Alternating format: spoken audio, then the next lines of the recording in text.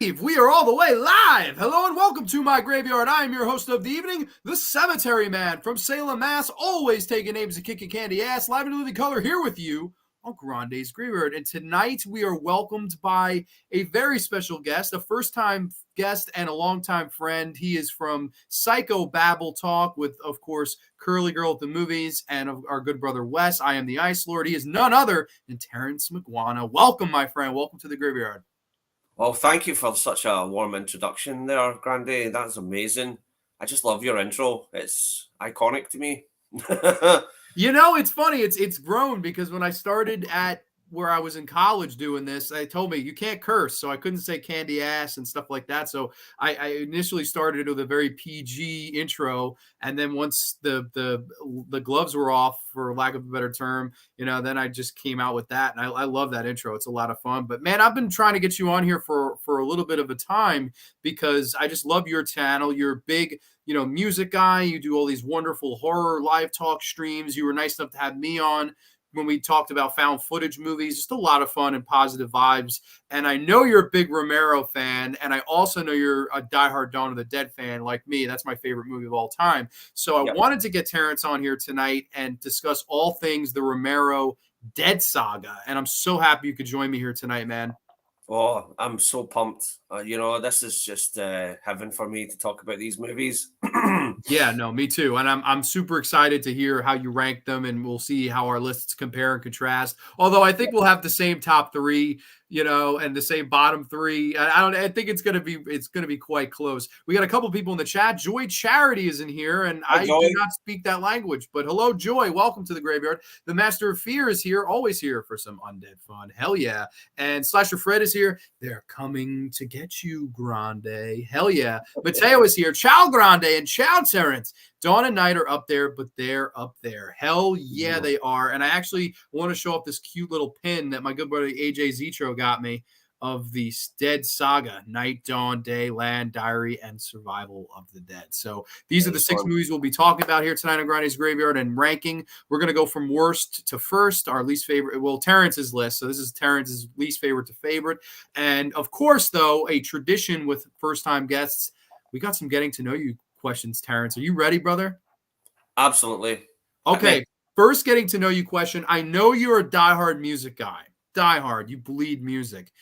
Give me your top 3 bands of all time and your top 3 songs of all time. Top 3. It could be artists too. So, don't feel obligated for bands. Artists too. We've got to be one of the greatest bands of all time has got to be Sly and the Family Stone, right? Oh, hell yeah. My man was prepared.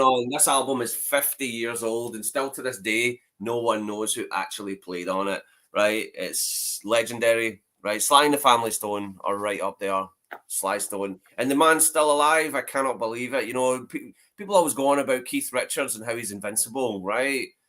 And Sly Stone, right? I can't believe he's still kicking. But, yeah, they're one of my all-time favorite bands. I like a whole variety of genres, right? Led Zeppelin, right? Because they got me through a bad patch in my life. I love Led Zeppelin, the band, but I just love funk. Funk is just right up there, right? Funk is the music that just kind of I use to try and get myself out of a funk. Sure. Right? Yeah.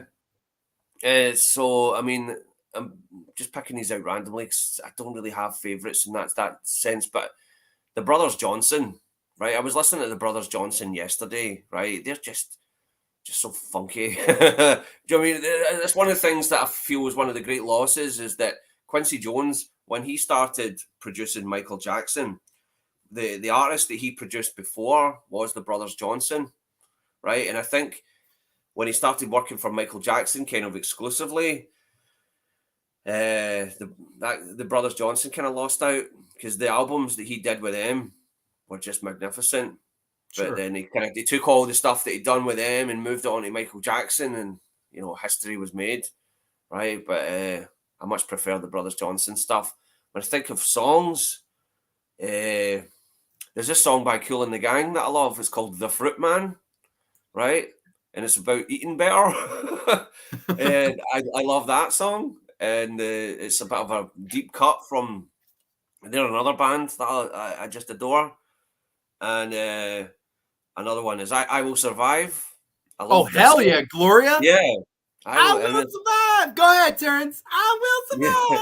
survive. Oh, how I don't know. I'm just getting tongue tied there. The and that would be an appropriate song to play if there was a zombie Yeah, exactly. You plague going survived the on. saga. Right? Yeah, get some disco. Dawn of the disco. The try to think other bands, other songs that do it for me. Rock and Roll by Led Zeppelin. That Oh yeah. song got me through some stuff. Mos Def, right? There's so many. Honestly, I Zeppelin could to go on most about death. music. That's variety. I love it, brother. No, I know. See, I like all kinds of music, everything from classical to country. Sure. Right, as long as yeah, I'm really not. I don't really discriminate. Same with films. As much as horror is definitely up there, but when it comes to films, I like every genre as well. Sure, absolutely. No, I think those are great choices. I got to say, the Led Zeppelin, man, that's one of my all-time favorite bands as well. I just love When the Levee Breaks and Stairway to Heaven. I'm a huge Zeppelin guy myself. My dad, cool enough, he was I want to say at the ripe old age of like 10 or 11, and he went to New York City and saw Led Zeppelin play. And like I'm just Mhm. always like jealous of him that he got to see Zeppelin play like in their prime, Madison Square Garden. Like that's just the coolest thing ever to me. And I don't know, I'm jealous of that. But I'm happy you're also a Zeppelin guy. That's really cool, man. I know you're a big music guy, so I had to ask a music question. We got a couple other people here. I am the Ice Lord. We were just speaking of him, good brother Wes. Welcome, my friend. Welcome. Anyways, R.I.P. Raquel Welch. Absolutely R.I.P. She was a legend, sex symbol, icon. Sean Blue Digital's in the house. Hey, John and Terrence. What's up, Sean? Hope all is well with you, buddy. hi Sean. John Bonham, best drummer, hands down, Mhm. better than Moon, on my opinion. What do you think, T? Oh yeah, he just had such power. The Bonzo, right? Bonzo. I mean, yeah, that's what he got called. But yeah, they just there's something about there's a real. It just has such a crunch, right? And that's funny that you mentioned When the Levee Breaks because I think that's became kind of a cornerstone of hip hop. The drum, the drum beat in that has been sampled numerous times, Oh, really? I right? didn't know that.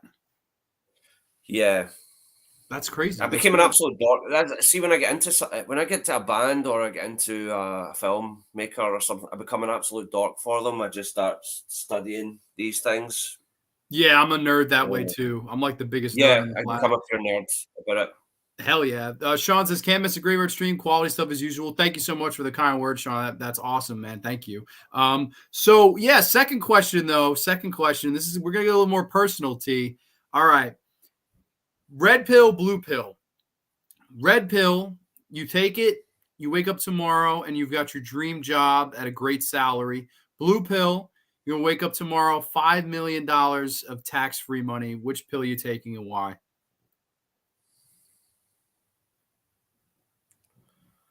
Uh, I'll go with the $5 million, the blue pill.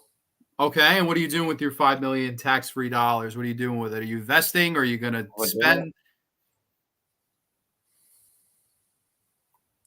Not sure. I think my reason behind choosing that is because the great job these things they can come and go. I mean, I suppose you could say the same with the money. You know, the economy could just collapse tomorrow. Here comes doom and gloom, and the money could become worthless. What would I spend it on? I don't know. Get myself a nice house. You know, Sure. Would you you stop know, work? Would you some. retire tomorrow? Would you go on a vacation anywhere? Oh yeah, I'd quit my job. Yeah, do YouTube full time. You know, I just talk about movies day and night, which I do anyway, right? Even my Sure, yeah. Now you pull $5 million. There's your compensation, brother. You would never have to yeah, worry about anything. It's pretty so many cool. movies to catch up on that I can't because I'm at work and I'm too tired, and you know, it's.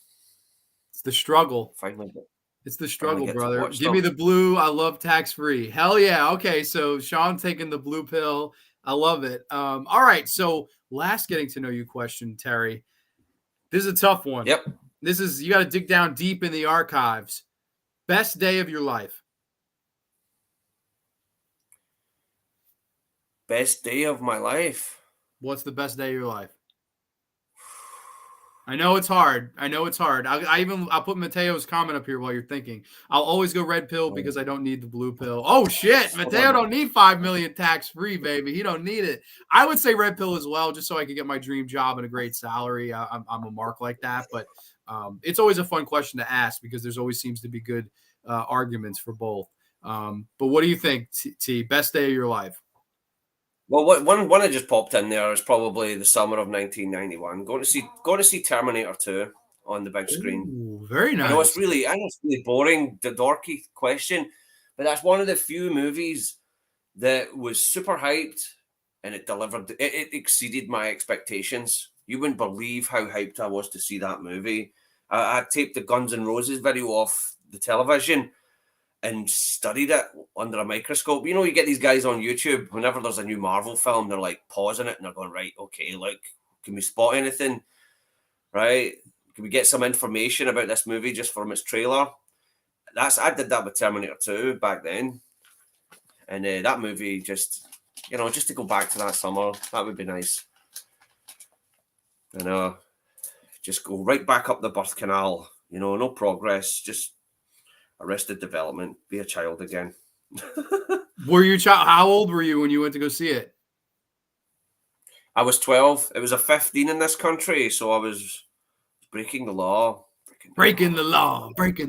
Yeah. It was a 15, but I was 12, and I was always tall and skinny, so I passed off as 15. But yeah, it was great. It was just great. It's one of the few that I've went to see more than once as well, just because it was. Yeah, I mean, it's Terminator 2, right? I mean, Sure. Nothing quite like it. That's fantastic, man. That's great. By the way, Mateo, I just got this joke. It went right over my fucking head because I've never needed the blue pill either. So I would just like to say I completely did not get the joke until I fucking read it again. I'm like, oh my gosh, good one, Mateo. Which version of T2 do you like, original theatrical or the special edition? Theatrical. Yeah, I would Absolutely. go theatrical too. I watched the special edition a couple of years ago, and it drags. It really, see that first act, it kind of loses its momentum because you have that whole extra baggage with Kyle Reese, the dream sequence with Kyle Reese. Sure. It takes longer to get to the bike chase and all that sort of stuff, and it feels as though it kind of kills the film's momentum a little bit. Sure. Right. See, that's why a lot of these theatrical cuts are better because it is pacing issues. I feel the same way about the extended version of Aliens as well. I feel it's completely unnecessary to have that whole backstory part where Ripley discovers that we discovered that Ripley had a daughter while she was away on the Nostromo, and I'm kind of like, that, and you get what they're going for here. They want to kind of foreshadow that she's going to adopt a new daughter, right, Newt. And I don't feel that you need that. I don't feel that you need Ripley to have a daughter for her to want to protect and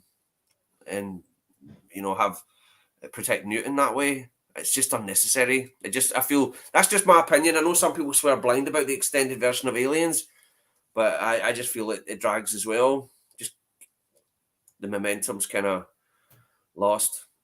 Sure. No, I can see that for sure. Absolutely. I would agree, though. Theatrical for T2. The basic Autumn Queen back is here. Welcome to the graveyard. I just saw you, funny enough, less than a week ago on Psychobabble. I subscribed to you. I had never heard of your channel, and here you are on the graveyard. Very cool how these things come full circle. Welcome, Miss Basic Autumn Queen. I hope all is well with you here tonight. People saying hi to the Queen. Let's see, doing good. Hope all is well with you. Absolutely. Yeah, no, absolutely. So yeah, man. we are going to be discussing all things the Romero Dead Saga tonight. And good brother T here, he is ranked the Romero 6, of course. Night, Dawn, Day, Land, Diary, and Survival. And we're going to go worst to first. And I think we're on the same page here where we don't necessarily dislike any of these movies. So it should be fun and pretty positive for the most part. But there's always got to be a bottom. What do you have at the bottom? What do you have at number 6? And before we get into it, everyone cheers. I finished my Mountain Dew, but cheers everyone to a safe, happy, healthy weekend. Yep. Cheers. Cheers. And Survival of the Dead is the Survival of the Dead kicks us off. Okay, brief plot synopsis. I'll read this right here. On an island off the coast of North America, local residents simultaneously fight a zombie epidemic while hoping for a cure to return their undead relatives back to their human state. Yes, Survival of the Dead plops here at the bottom. I think it's quite a good choice, Mr. T. But what do you think? Oh, and I guess before we get into this one, we got a couple of, we did have a question from Sean. What version of Dawn of the Dead do you like better, the most, Terry? Which cut? Which version? Director's cut? I would say director's cut too. That's the U.S. theatrical 128-minute version. And there's the mall hours cut, stuff like that. I would say the only cut I'm iffy on is the Argento cut because they cut so much of the humor out of it. But I would agree with you. I think the theatrical. I've yet to really explore the Argento cut. I've read about it. I can see it in my mind's eye from what I'd read about it. I used to read this magazine in the 90s called Video Watchdog, right? It was a great magazine because they would go through each and every cut of films. They would pretty much tell you this is the Argento cut, and they would write out exactly how different it was. There was like a few extra seconds when the zombies burst through that door in Dawn of the Dead. There's a few extra seconds there. There's a little bit more goblin here and stuff like that. So I'd already kind of pictured it in my mind. Yeah, there's more goblin in the Argento cut. That's true, but they take out a lot of the character moments, which to me makes Dawn of the Dead. That's really cool. I'm so jealous you've seen Dawn on 35. I've seen a lot of great horror movies on 35, but never seen that one. So I'm quite jealous of you, Sean. That's awesome stuff. I saw the 3D re-release that came out just this past October, and it's my all-time favorite movie. So I'm happy I finally got to see it in a theater for sure. But Terrence, Survival of the Dead, man. What the hell went wrong here? What are your thoughts? Because I know we're not super negative on it, but what are your thoughts on this one, man? I think it's a serviceable zombie film. If it was made by another director, it does look like something that you would see haunt Shudder, right? A regular Shudder type movie. It's well shot. Yeah, it's well shot. The acting isn't too bad, right? It just it's just when you're a George Romero dork like me and people are trying to find a cure for the zombie plague, you're like, right, you're just doomed, mate. I can't get over how the movie looks. Like, it looks like a Disney Channel original movie from like 1999. Like, it looks like fucking Xenon, the Xenon and the fucking space and fucking Eddie's $1 Million Cook-Off. Like, it looks like a fucking Disney Channel original movie that was made for $5 and a fucking ham sandwich. I mean, it looks cheap, and the fucking CGI is so bad to the point where they have an introduction on the DVD where Romero's like, okay, I acknowledge that I was trying to make a comedy with this, and the effects are bad on purpose. Like, they have him trying to cover up the fucking movie, and I'm like, I don't know, man. It's not the greatest. It's basically the Hatfields versus the McCoys, right? And even Slasher Fred says here, he says Survival of the Dead is basically a family feud movie, which is, it basically is. It's like a very interesting family feud movie. But what did you think of the tone of this movie? Because that's really what throws me off from the rest of it. I don't really know if this one's as much of a horror film as the 5 that precede it. Yeah, I get what you mean. Yeah, it does feel a bit disjointed in that way, but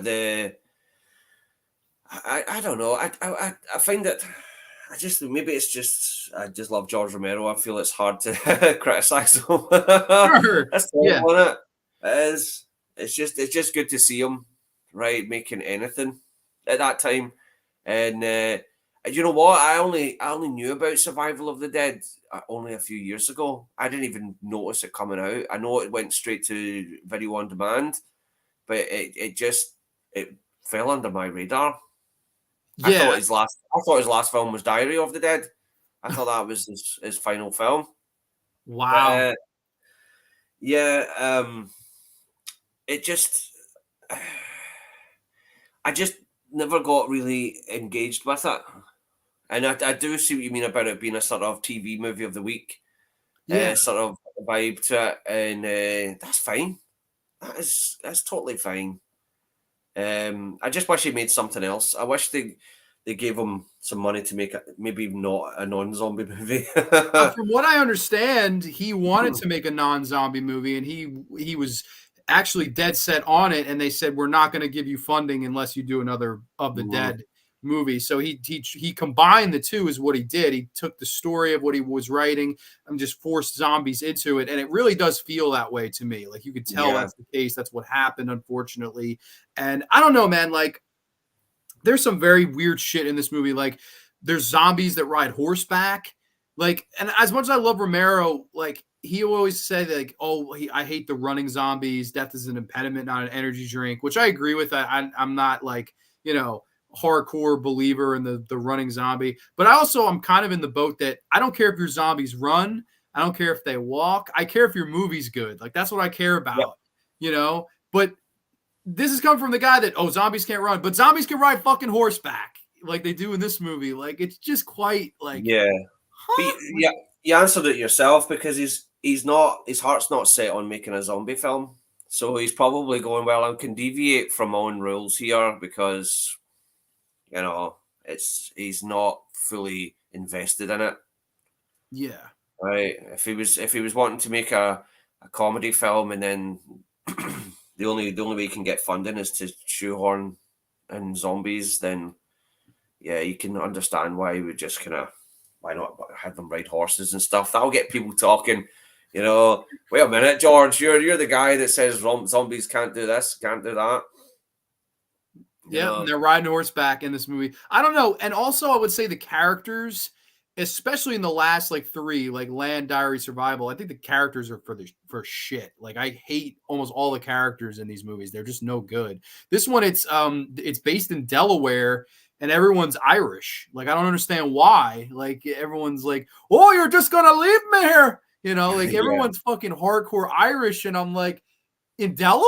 Like what the fuck? Like why? Like yeah, and why not it's the have the the, movie the take place in Ireland then?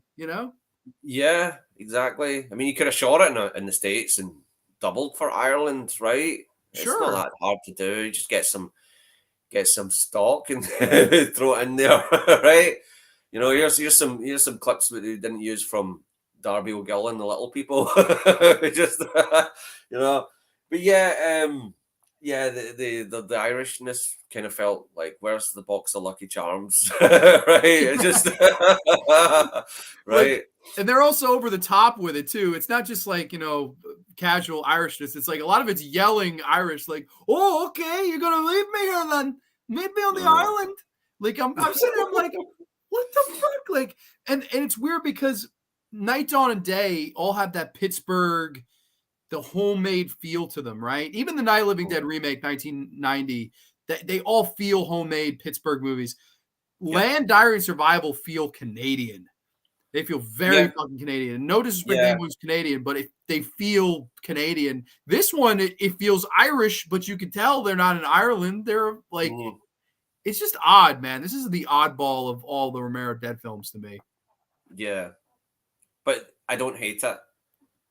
I don't Yeah, either. I don't either. right. Like, I like the message at the end, right? Where, of course, the whole argument of the movie is the O'Flynn's and the Mhm. Muldoons, and the Muldoons believe that they can get the fucking zombies to Cure eat. the zombie plague, yeah. Yeah, and then the O'Flynn's, "Oh fuck it, we'll shoot and kill them all, whatever." And then, of course, at the end, the zombies start eating the horses that they were riding on at points in the movie, and you realize that if we all would have listened to each other, we would have found something else for the zombies to eat. I get it, but did it feel like too little, too late for you at all? Yeah, it just it just lacked Like, was this? the. Do you think this was maybe taking from a Day of the Dead or past movies? That's why it just feels like a fart in the wind or a fart in church. Like you smelled it and it's gone. Yeah, yeah. It just kind of felt like maybe that maybe George had some bills to pay, Yeah, right? And there's no shame in that. See, we people all got always, bills. yeah, people always criticize filmmakers when they do it for the money, and it's like, well, what do you do it for? What do you go to work for? Right? I don't. Amen. And I admire it when I do admire when a film director does admit that, right? Maybe not directly, and I'll give you an example. Spike Lee, when he directed Old Boy, right? Right? He didn't directly say, yeah, I did this for the money. But when you watch the publicity for that film, when you see Spike Lee on talk shows when he was out promoting Old Boy, right? He was like not interested in talking about it at all. He was like, let's talk about Denzel Washington. Yeah, Denzel Washington. Okay, brilliant. Yeah, Malcolm X. Yeah, Mo Better Blues. Talked about every other bloody movie. Do the right thing. Let's talk about Do the Right Thing. Old Boy is like, yeah, I've got this new movie out. Old Boy, it's good. You're He paying me really to wasn't promote this on your interested. show, but let's talk about Denzel. Which Yeah, isn't a bad exactly. idea. Never a So bad idea. anybody with any sense sees that he has no passion for it. He has no passion for this film. He's just a director for hire, and he's remaking, a beloved film. So, and there's no harm in it. No, not at all. I don't know. I would And, agree, though. I think this might be the weakest. It's this and, or another one for me personally, but I think it's fitting that you have this at the bottom for sure. and George Romero is a master storyteller to me. Right, the guy is a great a great dramatist. That's what people don't. They think he's a great horror movie director, right? Brilliant, and and he's a game changer. But he's a great dramatist, and here he's cashing in. I think everything when Land of the Dead came out, that was George Romero. That was his victory lap. That was him getting the respect that he deserved after years of not being able to get films made. Right? Yeah, Because totally. people forget in the 1990s, right? There was when Resident Evil 2 came out for the PlayStation, right? It was the most anticipated video game of the year. George Romero directed the commercial for Resident Evil 2, right? And a lot of people talked at the time that this was his comeback. I remember it was like George Romero's back. He's doing the Resident Evil 2 advertisement. So he's going to be making the Resident Evil movie. And he wrote a screenplay for, I think it might have been Universal, I'm not sure which studio, to make Resident Evil. And it seemed like this was a go picture, right? And it fell apart for some reason. And then the movie went into a sort of turnaround for a few years. And then we got the Paul Anderson version.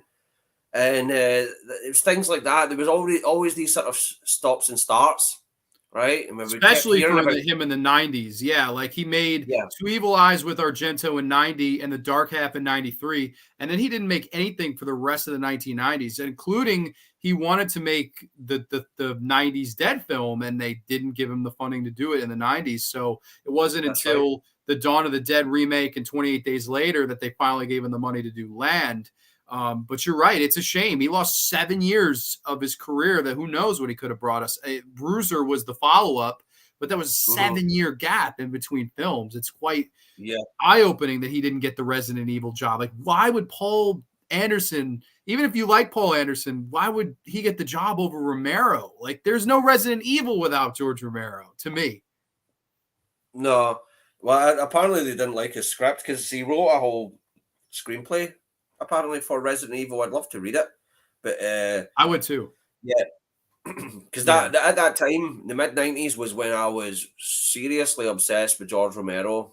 And and I'd watched Dawn of the Dead like every single day, pretty much. And That's awesome. that's all I could think about is whenever he ever appeared in Fangoria or something like that, or just regular film magazines. I would buy that magazine. If there was anything to do with George Romero, I wanted to read about it. And the biggest question they would ask, when are we going to get another zombie movie? And he's like, oh, I've got Twilight of the Dead, got the screenplay Twilight of the Dead. It's going to be excellent. and we're going to get it made somehow. We're going to get the money. We need to get the money. And that was just always the sort of hot potato. Yeah, it seems like his whole career was like that. Like he always wanted to do something, and it was nope, or like that's why I appreciate films like Night Riders. That because he did Dawn of the Dead, he got to be able to do Night Riders, and I really like that film. It just seems like a lot of the time studios they always just wanted him to make the next Dead movie. Like they wanted him to be a one-trick guy, and I think Romero had a lot of tricks up his sleeve. Like you look at Martin, you look at Creepshow, you look at Monkey Shines, you look at The Dark Half. I think there's a lot of good George Romero films that weren't Dead films, but it seems like every kind of where he turned, that was all he was ever going to be offered. Like even after Dawn of the Dead made all its money, he signed the 3-picture deal with Salah M. Hassanin, and he says, okay, I want to do Night Riders, I'll do Creepshow, and then Day of the Dead. The reason they got him to sign the contract is because they want him to make that next Dead movie in the 80s. Mm-hmm. That's the only reason they gave him the 3-picture deal. You do 2 that you want, you do the one that we want. And that's basically how they did it, which I'm happy for Romero, and I think all 3 of those movies kick fucking ass at the same time. But I don't know, he had a really interesting career. Like Wes Craven seemed to get to do what he wanted to do. Even I don't know if Carpenter really did. See, but to be honest with you, all of them were at that time. It's interesting. You talk about Craven, Carpenter, and all that, right? These guys were absolute. These guys were rebels back in the day. Sure. I could dig out some old 80s magazines, and the way they would talk about these directors as if they were insane, right? As if they were pornographers. Seriously, the way that they would talk about horror movie directors was as if they were crazy people. And when it got to the 90s, that's thank God for Scream, right? Scream was the movie where horror started to get its respect. So you would see Toby Hooper and George Romero appear in the magazines. They've not got any films out, but they're there because Scream's popular and horror has now got some credibility. And they would just talk about how difficult it's been for them to make films because the studios wouldn't give them the money to make any movies, right? Sure. And Wes Craven is another one. He had so much misfortune, but at the same time, it's difficult. It's hard to remember that because of just the crazy success he had with Scream and Nightmare on Elm Street, right? Yeah, but yeah, there was a real struggle, and I think that was the thing with George Romero as well, because he was totally independent, and his films they don't have that kind of, they don't really play that Hollywood game. Not at all. None of them. Right? None of them. Even his most successful movies don't play that Hollywood game. That's so true, in my opinion. And yeah, absolutely. They don't. They don't sort of pander to the whatever's popular. They're real mature pieces. Written and directed. They're all personal to him. Written and directed by, right? And it was such a 2005 was a great time because it was great to see people finally give him the respect. Sure. No, right? I agree with you completely. We got Mateo asking you, question for Terrence, do you speak Gaelic? No. Not at all. Yeah. Okay. I actually thought you were going to say yes. No. Let's see. King Gore is here. Corey, welcome, my friend. Corey in the house. Crawl. Bunch of comments. We looking good tonight. Hell yeah. KG, what's popping? Mr. Dan and Horace here. Hey guys, welcome, Mr. Dan. Hope all's well with you, buddy. Let's see. Just about to get ready for work. Over it already. Oh boy. I think the original Dawn of the Dead was a apocalyptic war type movie. Sure. I think it's the most well-rounded movie of all time. Aiden Vavra's here. Welcome, Aiden. Let's see. We missed a ton of comments. I'm sorry. I'm trying to catch up. Night to Day of the Dead are such masterpieces. Yeah, I think it's the perfect trilogy for sure. And we'll get there. One of the movies that introduced me to the Running Zombies was 28 Days Later. Sure. Chomp like a bit. I want to see Tom Cruise as a zombie. That would be funny. Well, hey, they finally got Brad Pitt to do a fucking zombie movie, which was astounding to me. I was reading somewhere. I was reading somewhere Romero initially made Survival of the Dead as a Looney Tunes film in the series. Really, Bruiser is easily the best film George Romero made in the 2000s. I love Bruiser. I think Bruiser is a solid movie. I wish Romero. Yeah, I wish Romero had the option to make a non-dead film and then a dead film afterwards. I guess greedy producers just wanted the dead films. Yeah, because they knew that's all they could really sell from him at that point, at least in my Yeah. opinion. Early director got to pay the bills regardless. Yeah, exactly, man. Paying the bills is not a shameful thing. Like, especially, it's a shame though, because his heart wasn't in it at this point. Like survival, he did not. He even said it. He didn't want to make a zombie movie here. He wanted to make something You can else. see it coming, right? See when there's a new see when there's a new Terminator film, right? And then they always wheel out James Cameron, right? And James Cameron's like, "This is the best Terminator film since Terminator 2." Ka-ching! And then he's away, right? Yeah, He did it with, ka-ching, save up to make Avatar 4, yeah. A New Hope. He did it with Terminator Genesis, right? Which is just a fucking that movie is just an absolute mess, right? Oh, dude, a Right. fucking disaster. Terminator Genesis, Terminator, oh my Part God, forget it. 3, was it? Where they killed John Connor or they shot him?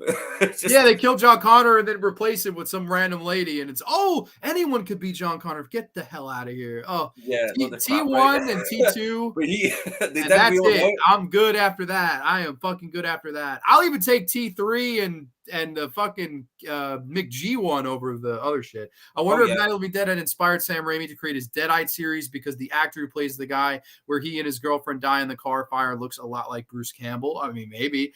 Brother Thomas here. Welcome, my friend. I wish Romero had done the Resident Evil movie. The one that we got was terrible. I agree completely. That's a brutal watch for me too. I'm not a fan of the Resident Evil movie. Zombies as we know them now would never exist. That means no Call of Duty zombies. And then what would I play with my friends? Exactly. Yeah, that's a good point. Without Romero, you wouldn't have a lot of this stuff. George Romero is a true artist, whereas Paul W.S. Anderson is a yes man hack. And that's coming from someone who loves Event Horizon, Soldier, Mortal Kombat, and his Death Race remake. Sure. I mean, Romero's way better. I love The Crazies. It's a great one. Sorry, I had to step away. No, don't be sorry at all. Welcome, Mr. Dan. Hope all is well with you. Curly's here. Ew, zombies. Anyway, hi. You're not a zombie fan, Curly? That's a shame. No. I know you're a Ring fan. We got to do a Ring show, me and you, Curly, one day down the road, because you're the last person on Psychobabble that hasn't been on the Graveyard. So we got to change that down the road. If you want to see Ring, that would be a lot of fun. One of the underrated I have seen seems to be inspired by Romero is Dead Alive. I mean, love Dead Alive. Land came out in 2005, Diary 07, Survival in 2009. That must have worn out. Yeah, it was getting old, stale. AJ is here. Yeah, hell yeah, man. Happy Friday to you. But all right, so Survival of the Dead comes in at the bottom. T, what's coming up next? What's number 5? Diary of the Dead. All right, we're going counterclockwise here. Okay, next one, Diary of the Dead. I'll read the one-sentence plot synopsis I have. A group of young film students run into real-life zombies while filming a horror movie of their own. Yes, Diary of the Dead. Most people I've seen say this is the worst one. I kind of have a soft spot for it, but Brother T, what are your initial thoughts on this one? What do you remember from the first time you saw this one? Well, I only seen it recently, and I thoroughly enjoyed it. As much as it pains me to see it being reset, because one thing I've loved about the George Romero series, right, is you feel there's been a progression with this zombie plague, right? So Diary of the Dead is like the reboot. Let's reboot the whole thing. We go back to the start. Here's the very beginning. Yeah, back to the night, the original Night of the Living Dead. It's really well made. I'll give it that. I like the found footage angle on it, and I did read something just before we went live as well that George Romero, he wasn't a fan of the Blair Witch Project. He didn't like that sort of motion sickness angle of found footage, and I like that Diary of the Dead doesn't go for that. It's more of a kind of Steadicam, floating camera style throughout. Sure. Right, and I much prefer found footage that way, because it doesn't have to be so realistic for me, right? I get what I can get where the people are coming from with the Blair Witch Project, but I much prefer a found footage film to be presented this way, where it's actually kind of more pleasant to watch, and it's got some good kill scenes. Right, I know they're kind of CGI. They look CGI to me, but it lacks the Tom Savini creative genius. Sure. But I thoroughly enjoyed it. The characters, yeah, they were okay. They were kind of stopped. I think it's interesting where, Land of the Dead takes the turn and it was very Hollywood, right? Like you have guys like John Leguizamo and Simon Baker and Ozzy Argento and Dennis Hopper. You have actors that people would generally know, right? Whether they're good or bad. I don't think any of them, other than maybe Aja, did a good job in that particular movie when we get there. But here we do the opposite. You took the budget away. I mean, it's a very low budget, just like Night of the Living Dead. All the actors are no-name actors. They're not going to recognize anybody in here. Yep. And you, instead of having it, like you said, taking place in the progression, like after Land of the Dead, this is going back to the day of the outbreak, the day of outbreak. Back to Night of the Living Dead again. Yeah, the original Night of the Living Dead. And I personally really liked that they did that. I remember when I first saw this, I was like, oh, cool. Like, this is not a continuation. This is a different perspective of the first night. I thought that was something that was pretty interesting. And the only issue really is I think some of the no-name actors they got didn't do the best. I would say the acting is the weakest part of this movie.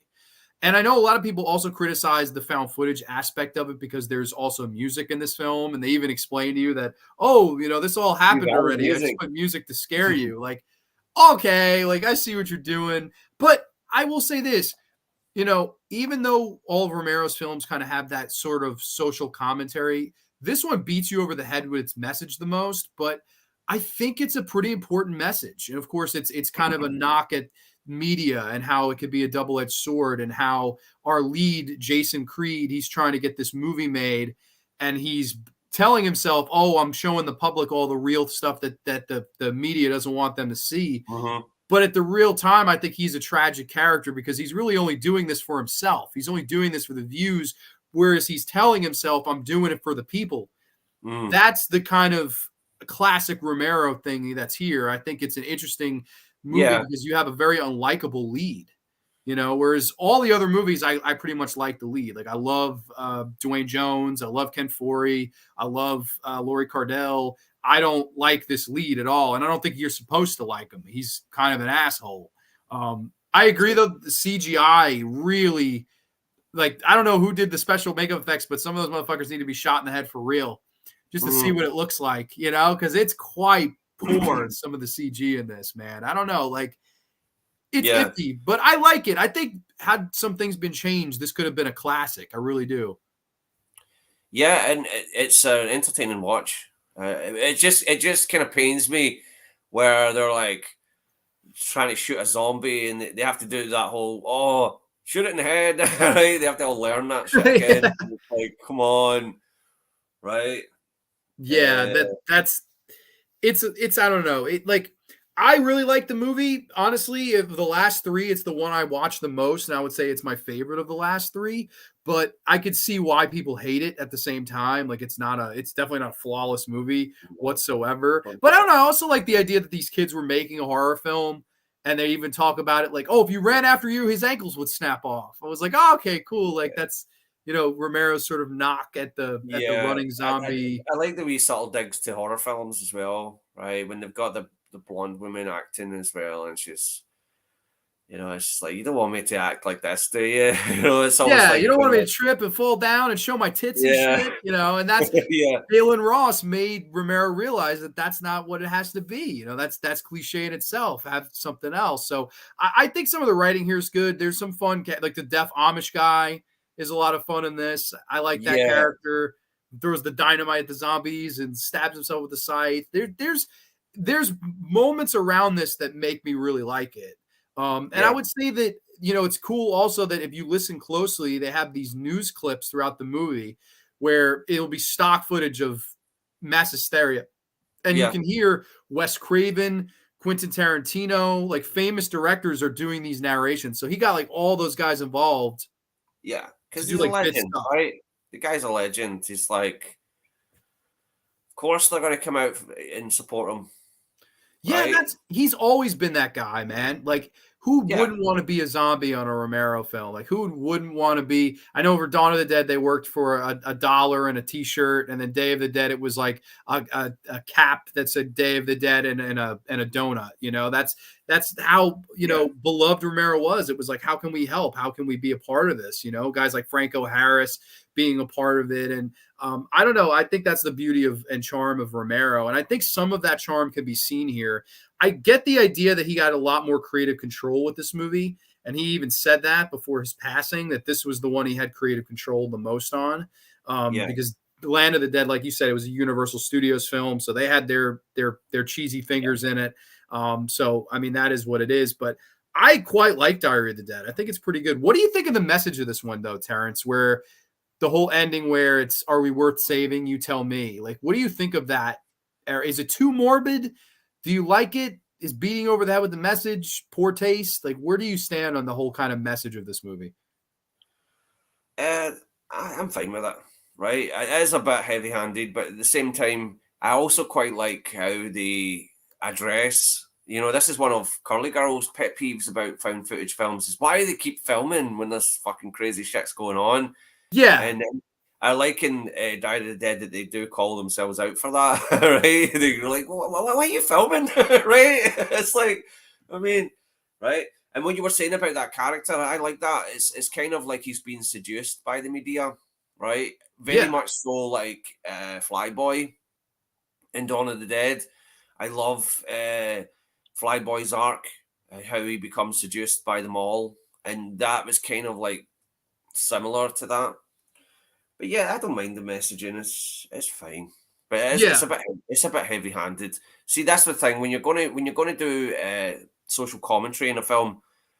I think you have to be a little bit more subtle about it, especially in a genre film, a horror film. Unless it's a film that's about, yes, this is a film about racism, right? This is about racism. Then you're gonna tackle that head on. If you're going to make Black Klansman, you're going to tackle racism head on, right? Yeah, But if you're going to tackle racism in a genre film, you're going to do it with a little bit more a lighter touch or something like that, right? It just absolutely. Yeah, I would right. agree. It's a little bit, the message is a little bit too much here. Like, it actually suffocates the film at times. But I still think it's a important movie, and I agree. You know, the whole put it down, put the camera down. I get Romero saying that's the point. Like, if we don't put the cameras down and help each other, we're going to be consumed by the zombies. I get it. I actually think it worked. I thought this whole thing worked for the style it's shot in personally. So I don't know. I actually always really like Diary of the Dead. Of the last three, it's my favorite. Diary and Survival are reboots, in my opinion. Land either can serve as a conclusion or a prequel to Day of the Dead. You know, I would look at it as a prequel to Day of the Dead personally. Yeah. That's just me though. Let's see. Dr. Impossible of the Counterpunch, 1984. Welcome, my friend. Do you know him? Oh yeah, he's my guy. I was gonna say I've never seen his name, so Yeah. welcome, my We friend. go back and forth in the comments all the time. This is a pleasure to talk to. The guy knows cinema Oh, inside very out. cool. Very cool. Yeah. Welcome, Dr. Impossible. Romero was a bit an outside player. He was eccentric and always willing to play with the outside Hollywood jet set. Two films that really set the ball in motion were Night of the Living Dead and Rosemary's Baby. Both 1968, both absolute masterpieces. Very cool. Very Can't cool argue stuff. there. I was listening to the audio commentary to Diary of the Dead, and Romero didn't really like the using CGI blood, but didn't mind it for survival because he was making a horror comedy. Yeah, no, definitely.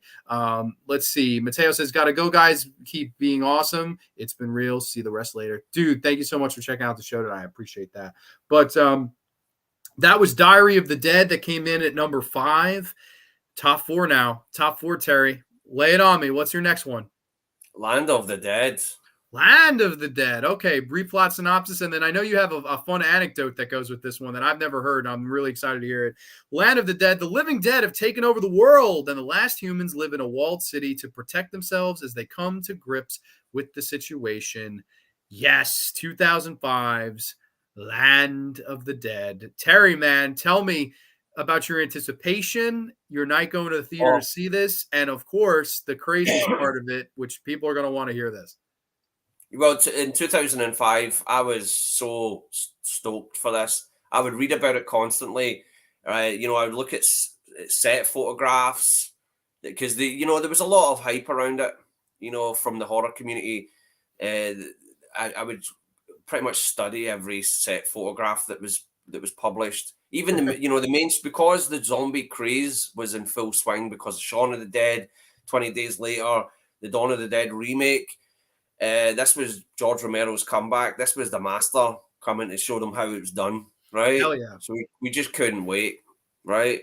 And it was Universal Studios. Dennis Hopper is on the call sheet, so is John Leguizamo, two actors I just love, right? It was a King Koopa, Luigi Mario reunion, right? I didn't even think of that. Wow. Holy shit. Yeah. You're right.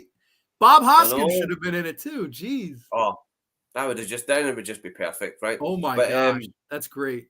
So it came out and I watched, it was funny because when it got released in the States, I think it got released a few weeks before it came out in the UK. And I was so annoyed that Herbie Fully Loaded with Lindsay Lohan beat it at the weekend's box office, right? Like, I give a shit, right? Universal's losing some money, but I wanted George right at the top, right? I'm like, sure. Fuck. I was like, fuck you, horror fans. You should be out there getting that to the top of the box office this weekend, right? I was so annoyed with Herbie, right? I'm what, 26 years old? That's so juvenile, right? And well, to tell you the truth, I got assaulted a week before I saw Land of the Dead, right? I was out with some friends.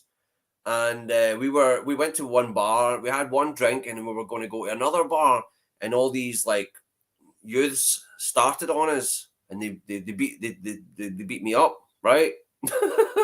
So my night was over, right, that night, and because I had to go to the hospital because I got my face cut by some idiot in the city centre here in Glasgow, and then a week later, Land of the Dead came out, right? Right.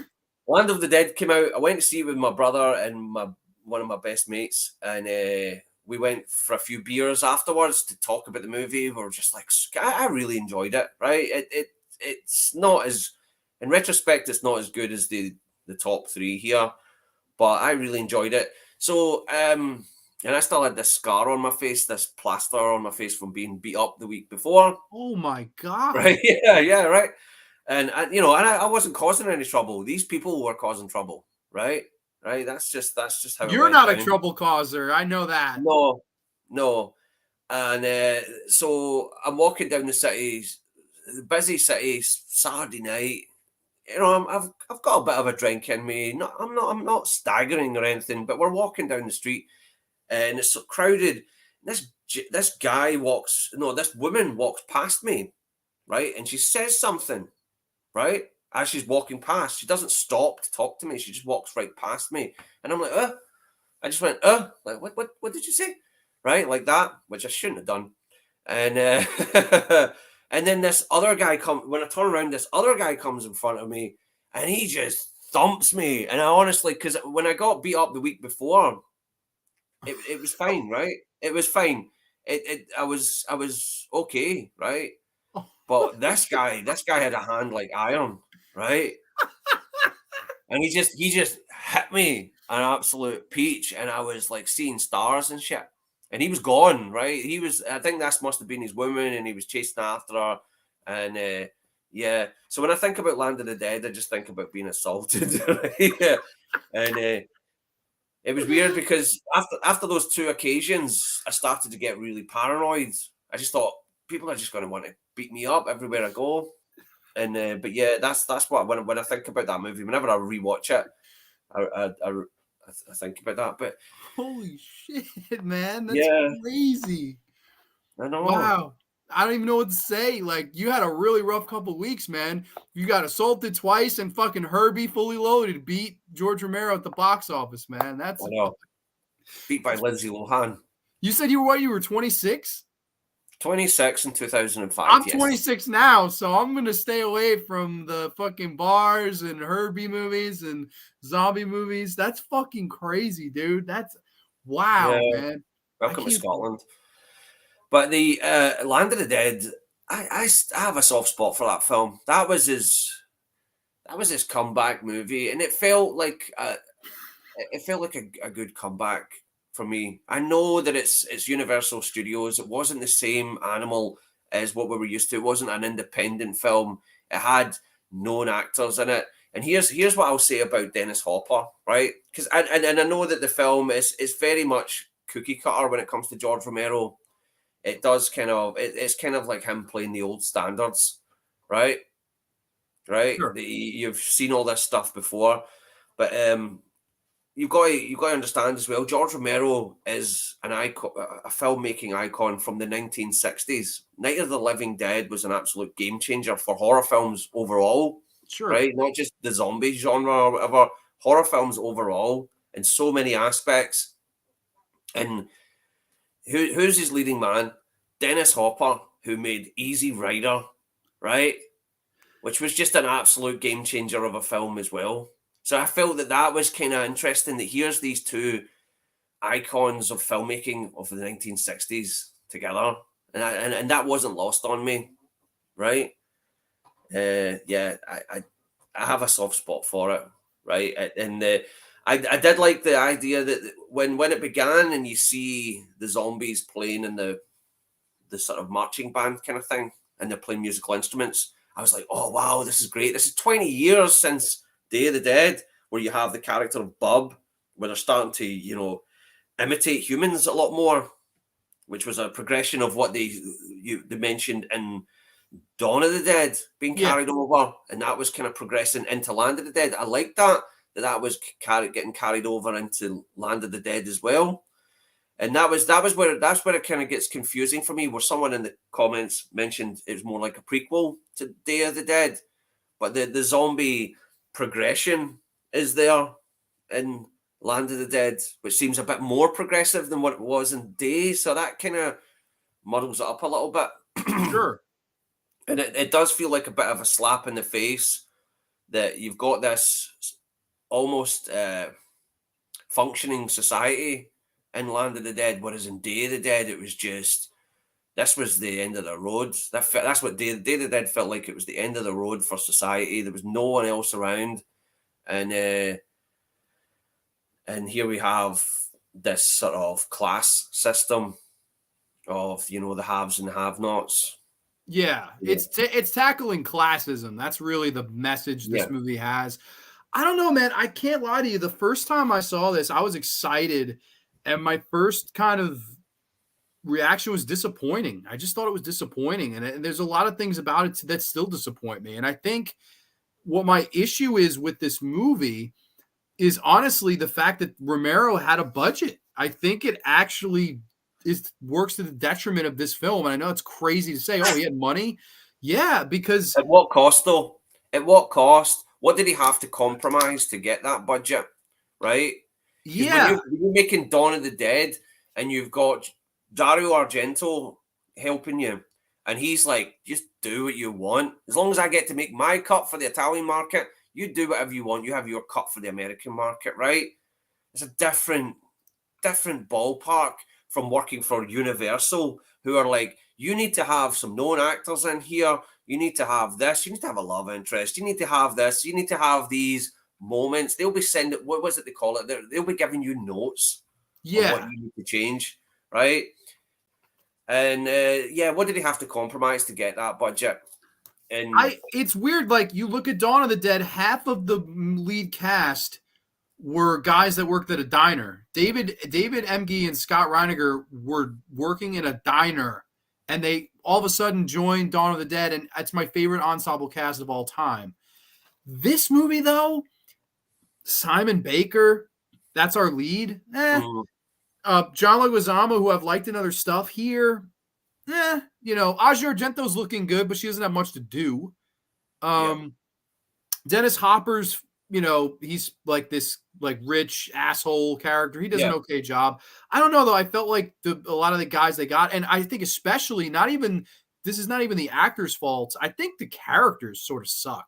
Yeah. Like, I don't really like any of them. I know they try this is Pillsbury. This is the Robert Joy character that I can shoot zombies and I have this fucked up face, and Simon Baker saved his life. And okay. You have the Big Daddy zombie, which is the thing that people remember from this movie most. I love him. Eugene Clark does a great job. And from what I've heard, he's the nicest guy to meet at a convention and stuff. But I don't know, like, this movie always just felt rather disappointing. It's definitely a step down from Dawn and Day in the gore department. I don't think the gore delivers nearly as much as Day of the Dead did. Even though you had Nicotero, you had Savini, you had those guys involved, it just feels a lot less with the special effects. And it also feels a lot slower compared to the movies that were coming out around this time, whether you compare it to Zack Snyder's remake of Dawn of the Dead, whether you compare it to 28 Days Later, it really does feel like a slower paced film. And generally I would think I'd like that, but I'm always been kind of iffy. Like, I don't know, man. I think it's a big step down from Day. Now, with that being said, there is stuff I like in it. I love that. To me, the best shot of the movie is when the zombies go in the water and rise up, and it's kind of a homage or throwback to Carnival of Souls, which was the movie, the horror movie that made Romero want to make horror movies from Herc Harvey in 1962. It's one of the best 60s horror movies out there. It has all the zombies, they kind of emerge from the water and cross the. That's a great shot. I mean, that's inspiring. But I don't know, man. There's most of the rest of this. I don't know, the message of classism, whatever. It's fine. I guess it works. I don't know. I think the characters in this one really let me down the most, and also the music. Really, not much to run home about here.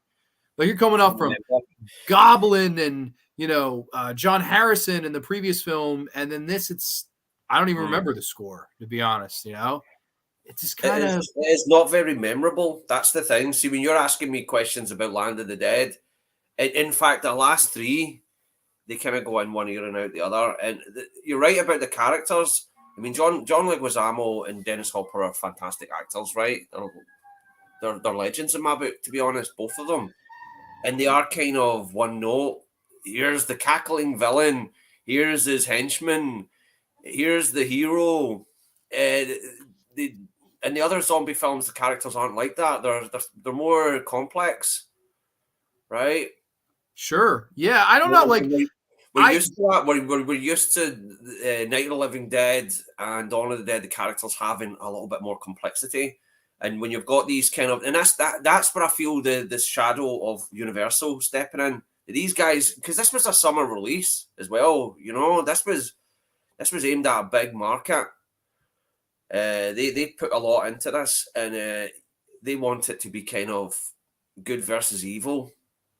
In such an obvious way, because even you could argue Day of the Dead's got an aspect of that, but there's a little bit more complexity to it.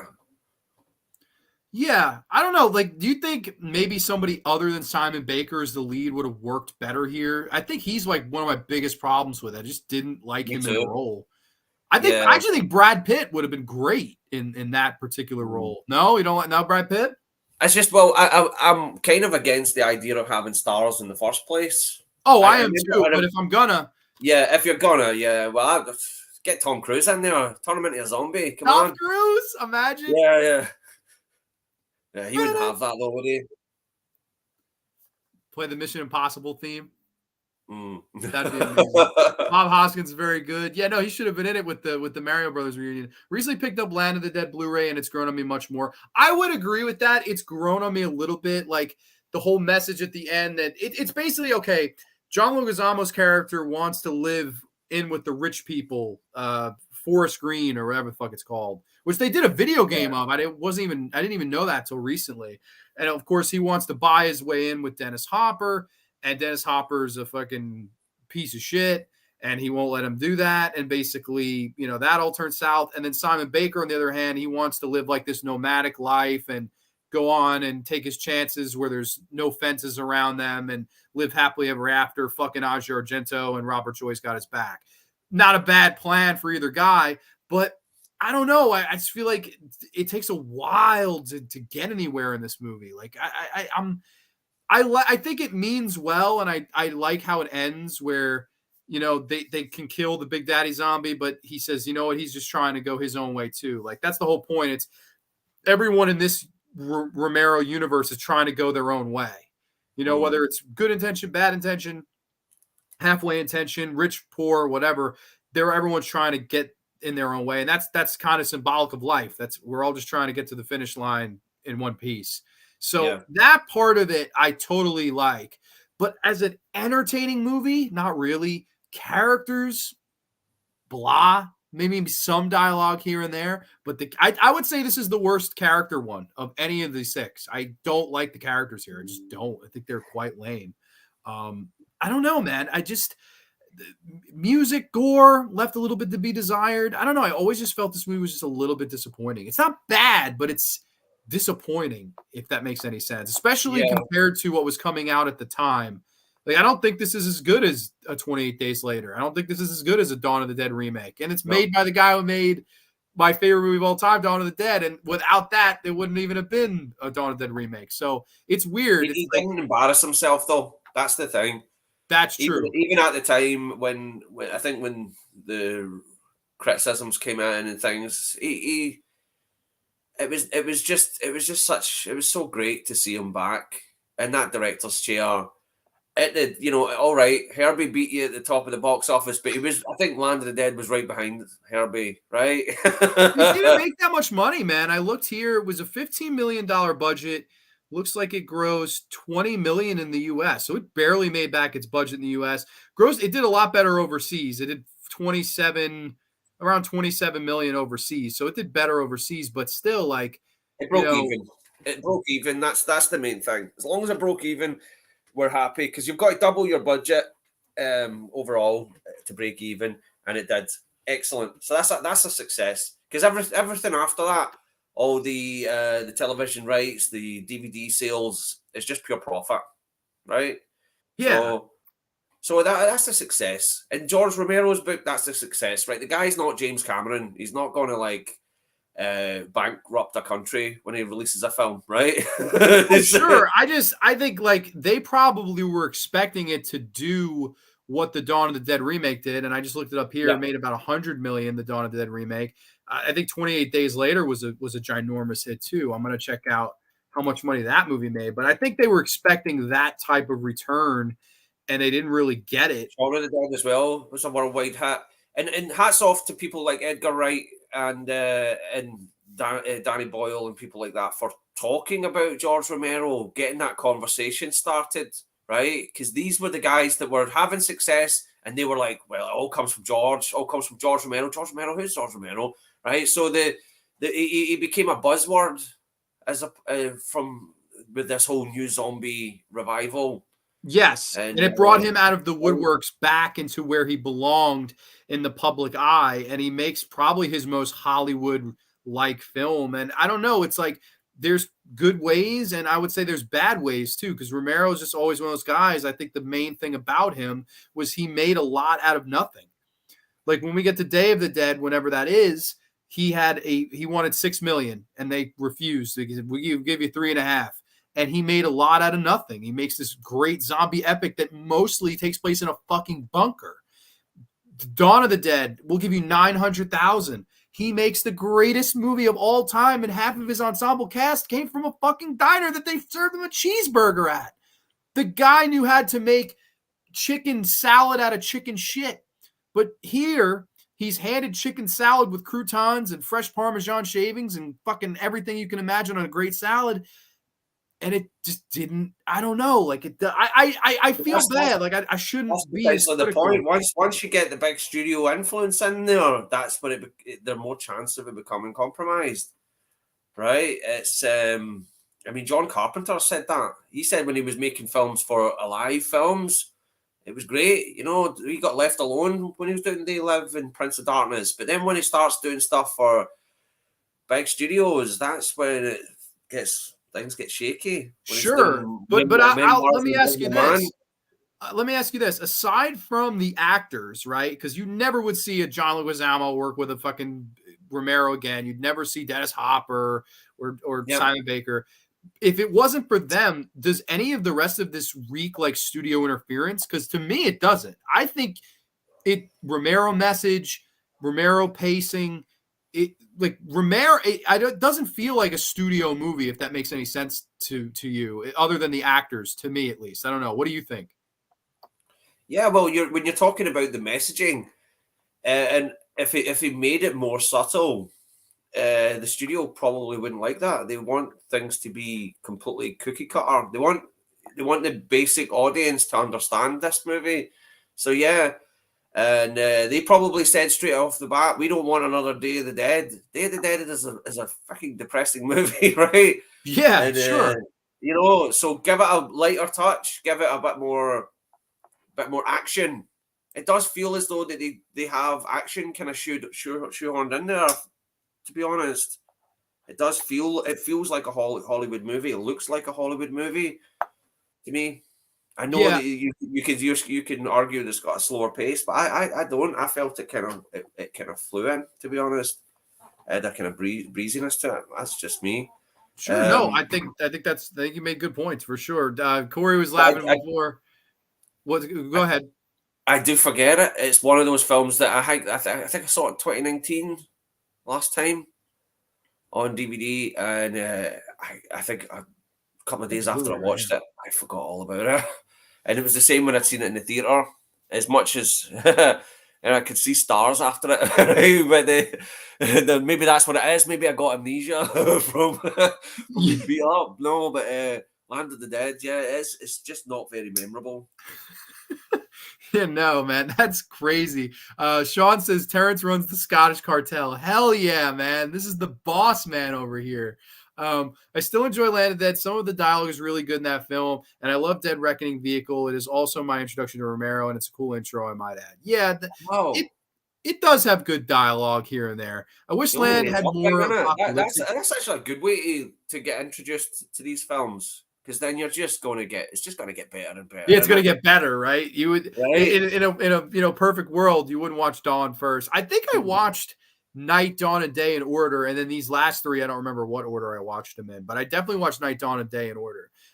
Sean says, I wish Land of the Dead had more apocalyptic feel to it. LOL, people having puppet shows during a zombie outbreak is so goofy to see, and I'm pretty sure people would have better shit to be doing. I agree completely. I still enjoy Land of the Dead otherwise. Yeah, no, it's like, even though I seem hard on it, I don't hate the film. I just think it's rather disappointing. Like, considering it was 20 years in the making, like George Romero, he's coming back. He had a shit decade of the 1990s with trying to get stuff made and the Resident Evil debacle. And, he didn't get to make his Dead movie in the 90s. I don't know. I think maybe it was just the hype that, for me, lets this one down a little bit. That's maybe because I held it to a high standard. Big Daddy and his zombie army were definitely the main characters of Land of the Dead, and they're the best characters in it. They don't have any dialogue. It's crazy. They were the guys I was cheering on. For real. Yeah, that's the thing. Like, I wish they would have killed Simon Baker. I hated Simon Baker in this. Fucking hell, Terrence. You had it rough up there. Yeah, you had a rough couple weeks. Here's me and Sonny Cornwall thinking I've got it hard. I'll send up some frozen pasties, a viable weapon. Frozen pasty, head equals knockout. Absolutely. The way you told that story was hysterical. You're like, huh? What? I shouldn't have said that. And then, man, this guy hit me with an iron fist, like hands of stone. That was so funny. I know. If anything, I'm happy Land exists. So many people know more about Romero and the biggest budget film he ever made. Sure. Nate's here. Hi, John, the explorer of horror. How's it going, man? Hope all is well with you, man. The explorer of deep fried horror awesomeness. Boy. Yeah, man. Where's the tall man from Phantasm? I have probably watched Land more than Snyder's version of Dawn. I just find it more interesting and like the atmosphere and characters more. I think Dawn of the Dead, Zack Snyder's Dawn of the Dead has way better characters this movie. I think Ving Rhames is better than anybody in this movie. I really like the scene where they're all talking at the table and, what was your best job? Oh, being a dad. And I think I would argue, I think James Gunn wrote a really good script for that Dawn remake. I like the characters more there. The opening sequence is perfect. Yeah, it is. It was funny because when the Zack Snyder remake came out here, it took a while to get people on board. And Mark Kermode, I don't know if you're familiar with him. Love Mark Kermode. Right, he's a doctor of horror. Right, it's great to have him in the UK as the sort of premier critic because he will champion horror. Even when Terrifier 2 came out, he was like, "Yeah, I get this movie." Right? No way, he put over Terrifier 2. That's amazing. Yeah, he totally understood it was just for the gorehounds, right? Sure. And he gave it his praise for that. But the thing was, is when Dawn of the Dead remake came out, he came on television and he showed the first like 10 minutes of Dawn of the Dead on television before the movie came out, because he felt it was necessary to get people on board, because most horror fans, I know from myself, I was like, I don't want to see a remake of Dawn of the Dead. No fucking way. Oh, me neither. I thought I'd hate it and I loved it. That was the sacrilege to me. Me too. But it is just an empty-headed action film. That's what I would say the remake is. It's an action movie, and it's enjoyable. It's a lot of fun. I kind of quite like it. I think like Dawn is my favorite movie ever, so I thought I was going to hate the Dawn of the Dead remake, and I really quite like the movie. And I think it's more for James Gunn's writing than it is Zack Snyder's direction, but I think it's a fucking good movie, man. Like I like that remake. I think that's one of the better remakes because it kept most of the heart and character moments of the original and amped it up for today's era. And I think it really worked. Like, I think it's one of the better remakes out there. Nate's saying I have many names. He's the man of 1,004 names. Humanizing zombies is a problem for me. A zombie is a savage, unrelenting, with very bite. Yeah, sure. Some shit, different Russian prisoner. Okay. Let's see. I liked the connections to water, dead reckoning vehicle navigating at sea without instruments, zombies walking through the water at Fiddler's Green. Irish song about the fisherman's heaven. Sure, heaven. Yeah, sure. No, absolutely. Same shit, different disadvantage. Japanese girl on a casting couch. Oh shit. Corey's going hardcore there. Strange Dog Comic Stuff. That's got to be a first time name on here. Welcome, my friend. Hope all is well with you. Let's see. My bad. I had to. No worries. Italian Goodfellas is here. Welcome. Courtney Cox getting a star on the Walk of Fame. Grande. Is she really? Wow. Is it made of Botox? Everyone just trying to coexist in a shitty situation. That's basically life. I think that's the whole fucking point of Land of the Dead. Yeah, Escape from LA. Oh geez. Chicken salad. That's what he did. He did it his whole life, man. It's crazy how he was able to do that. Think about Land of the Dead, since it was making for almost 2 decades, most of what made it into the film probably would have hit better in the 90s. Yeah, that's an interesting question, man. Had this come out in the 90s, would it have worked better, especially if you're asking pre or post Scream? Because post Scream probably would have had way more meta shit, self-aware shit. 95 and prior probably would have been way more Romero. So that's a really good question. I don't know. I would like to know in a parallel universe if he got to make that 90s Twilight of the Dead, if you will. Like, that would have been interesting to me. It makes you wonder if it is this old script that's been sitting on a shelf and he just, he didn't rewrite it, because it also kind of felt weird that here we're talking about the haves and the have-nots, right? Which is a universal story and it doesn't really get old. But at that time, 2005, when you had the war on terror, and that was the sort of hot topic at the time, it just kind of felt sort of out of place, weirdly. I don't know, maybe after 2008, when the economy took a big nosedive, maybe Land of the Dead would have landed better. And, with audiences, when you had the Occupy Wall Street and all that kind of stuff going on, right? Sure. It just kind of felt like, it just kind of felt a little bit out of step. That's a good point there, Corey. I think so too. Land is fun. I could see and agree with that, Corey. Yeah, I kind of do too. Yeah, I fuck with Land of the Dead. Okay. Shaun of the Dead, I like more than Dawn remake and Land of the Dead, which all came around the same time. I love Shaun of the Dead as well. Love that Dawn remake. We got lucky with that one. Yeah, no, I agree. I think we did too. Recently picked up the 4K of the remake is a great one of the best remakes. I agree. I think it's one of the best remakes too. LOL. I love Escape from LA as well. Absolutely. Corey, also, man, email me, man. I haven't talked to you in forever. I messaged you on your page to just shoot me an email when you can, man. We got to catch up. I messaged you on social. So, Corey, hope all is well with you, man. But yeah, no. So Land of the Dead, interesting discussion that comes in at number 4. I think that's a good spot for it. But now onto the top 3, baby, the Holy Trilogy. In my opinion, the greatest trilogy in film history, Night, Dawn, and Day. What do you have at number 3, though, good brother T? Day of the Dead. Day of the Dead. Okay, we're still working counterclockwise so far. They're very fun. As the world is overrun by zombies, a group of scientists and military personnel sheltering in an underground bunker in Florida must determine how they should deal with the undead horde. 1985's Day of the Dead, the darkest day in horror the world has ever known. I love this movie. I think it's one of the best third movies in a trilogy of all time, man. Tell me, man, walk me through. What are some of your thoughts on this one? It was a grower. I seen it on videotape in the mid to late 80s. I remember seeing the trailer for it first, where she's, with the calendar on the wall and the hands come through the wall, and they were really selling on George Romero, And yeah, the trailers were epic. It was like, first there was night, then dawn, now. How awful are trailers these days? They're just awful, right? Yeah. I can't stand them. They always have this horrible like someone's dropping a tray down a set of stairs throughout the trailer. It's just irritating. But yeah, the Day of the Dead trailer was really spooky, and I wasn't that keen on it.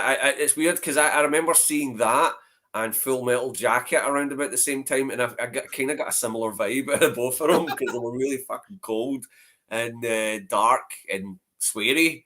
Right? If people forget that the language in Day of the Dead is quite horrible. Oh, it has some of the most F-bombs ever. Like, there's so many F-bombs in Day of the Dead. The anti-Semitist language that they say towards that guy is just horrible. Man, it's bad. Like, you could never get away with that now. And the weird thing is, as years gone on, it was always the sort of weaker entry. That was always the sort of, not the folly of the trilogy, but as years went on and Dawn just got better and better. And I honestly, like I said, I used to watch that every freaking day. Dawn of the Dead, Dawn of the Dead, Dawn of the Dead. And Night of the Living Dead is just a classic, right? I'd watch that frequently as well. And but Day of the Dead would get watched the least. And then I think it was, I don't know when it was, 2008 maybe, round about then. My brother treated me, right? And, big shout out to my brother Paul. Thank you so much for this. He bought me tickets to the Glasgow Film Theatre here in Glasgow, right? It's a great cinema. Seen so many revival films there. They do film revivals all the time. And there was a double bill, Dawn of the Dead and Day of the Dead, right, on the big screen. What? That's amazing. And better than that, after Dawn of the Dead, Ken Foree comes out, does a Q&A, right? What? And then after Day of the Dead, Joe Pilato comes out, does a Q&A after Day of the Dead, right? Wow. Just great, right? Just a great time. Dawn of the Dead, weirdly, even though it's on the big screen, right? And you're going to hate me for this, I was actually kind of zoning out during Dawn of the Dead because I just knew every single scene inside out. Right, I knew every single scene inside out, so I couldn't really get invested in it. Apart from the gore, whenever there was a gore scene, it was great. That was a great experience to see with an audience because they would retch during the film, right? They would just go, and I'd never had that experience before of seeing a big gore scene. I know, spoiled. A big gore scene in the theater, right? So Ken Foree, well, I'll get to Ken Foree later because we're going to talk about Dawn of the Dead eventually, right? But Day of the Dead, that was the one I really get sucked into. That was the one I really enjoyed the most out of those two at that screening, right? And I saw things in it that I'd never noticed before, and seeing it in the big screen, I really had a better appreciation for its cinematography, its production design, and things like that. Because I was quite happy with the VHS copy. I never really watched it on DVD or anything like that. I just thought, Day of the Dead, it's not really worth revisiting as much. But seeing it on the big screen, I got a new love for it. And Joe Pilato came out, and I got to ask him the best question out of everyone, right? Because people were asking them all these boring questions. What was it like working for George Romero? Yeah, it was good. Right, next. Right, Yeah. It was fine, And but this one just dawned on me because I just watched this freaking movie, and everybody, when Rhodes gets ripped to shreds, Joe got it right at that scene. The whole audience in unison just went, oh, right? You couldn't hear anything from the movie. It was just this giant wretch.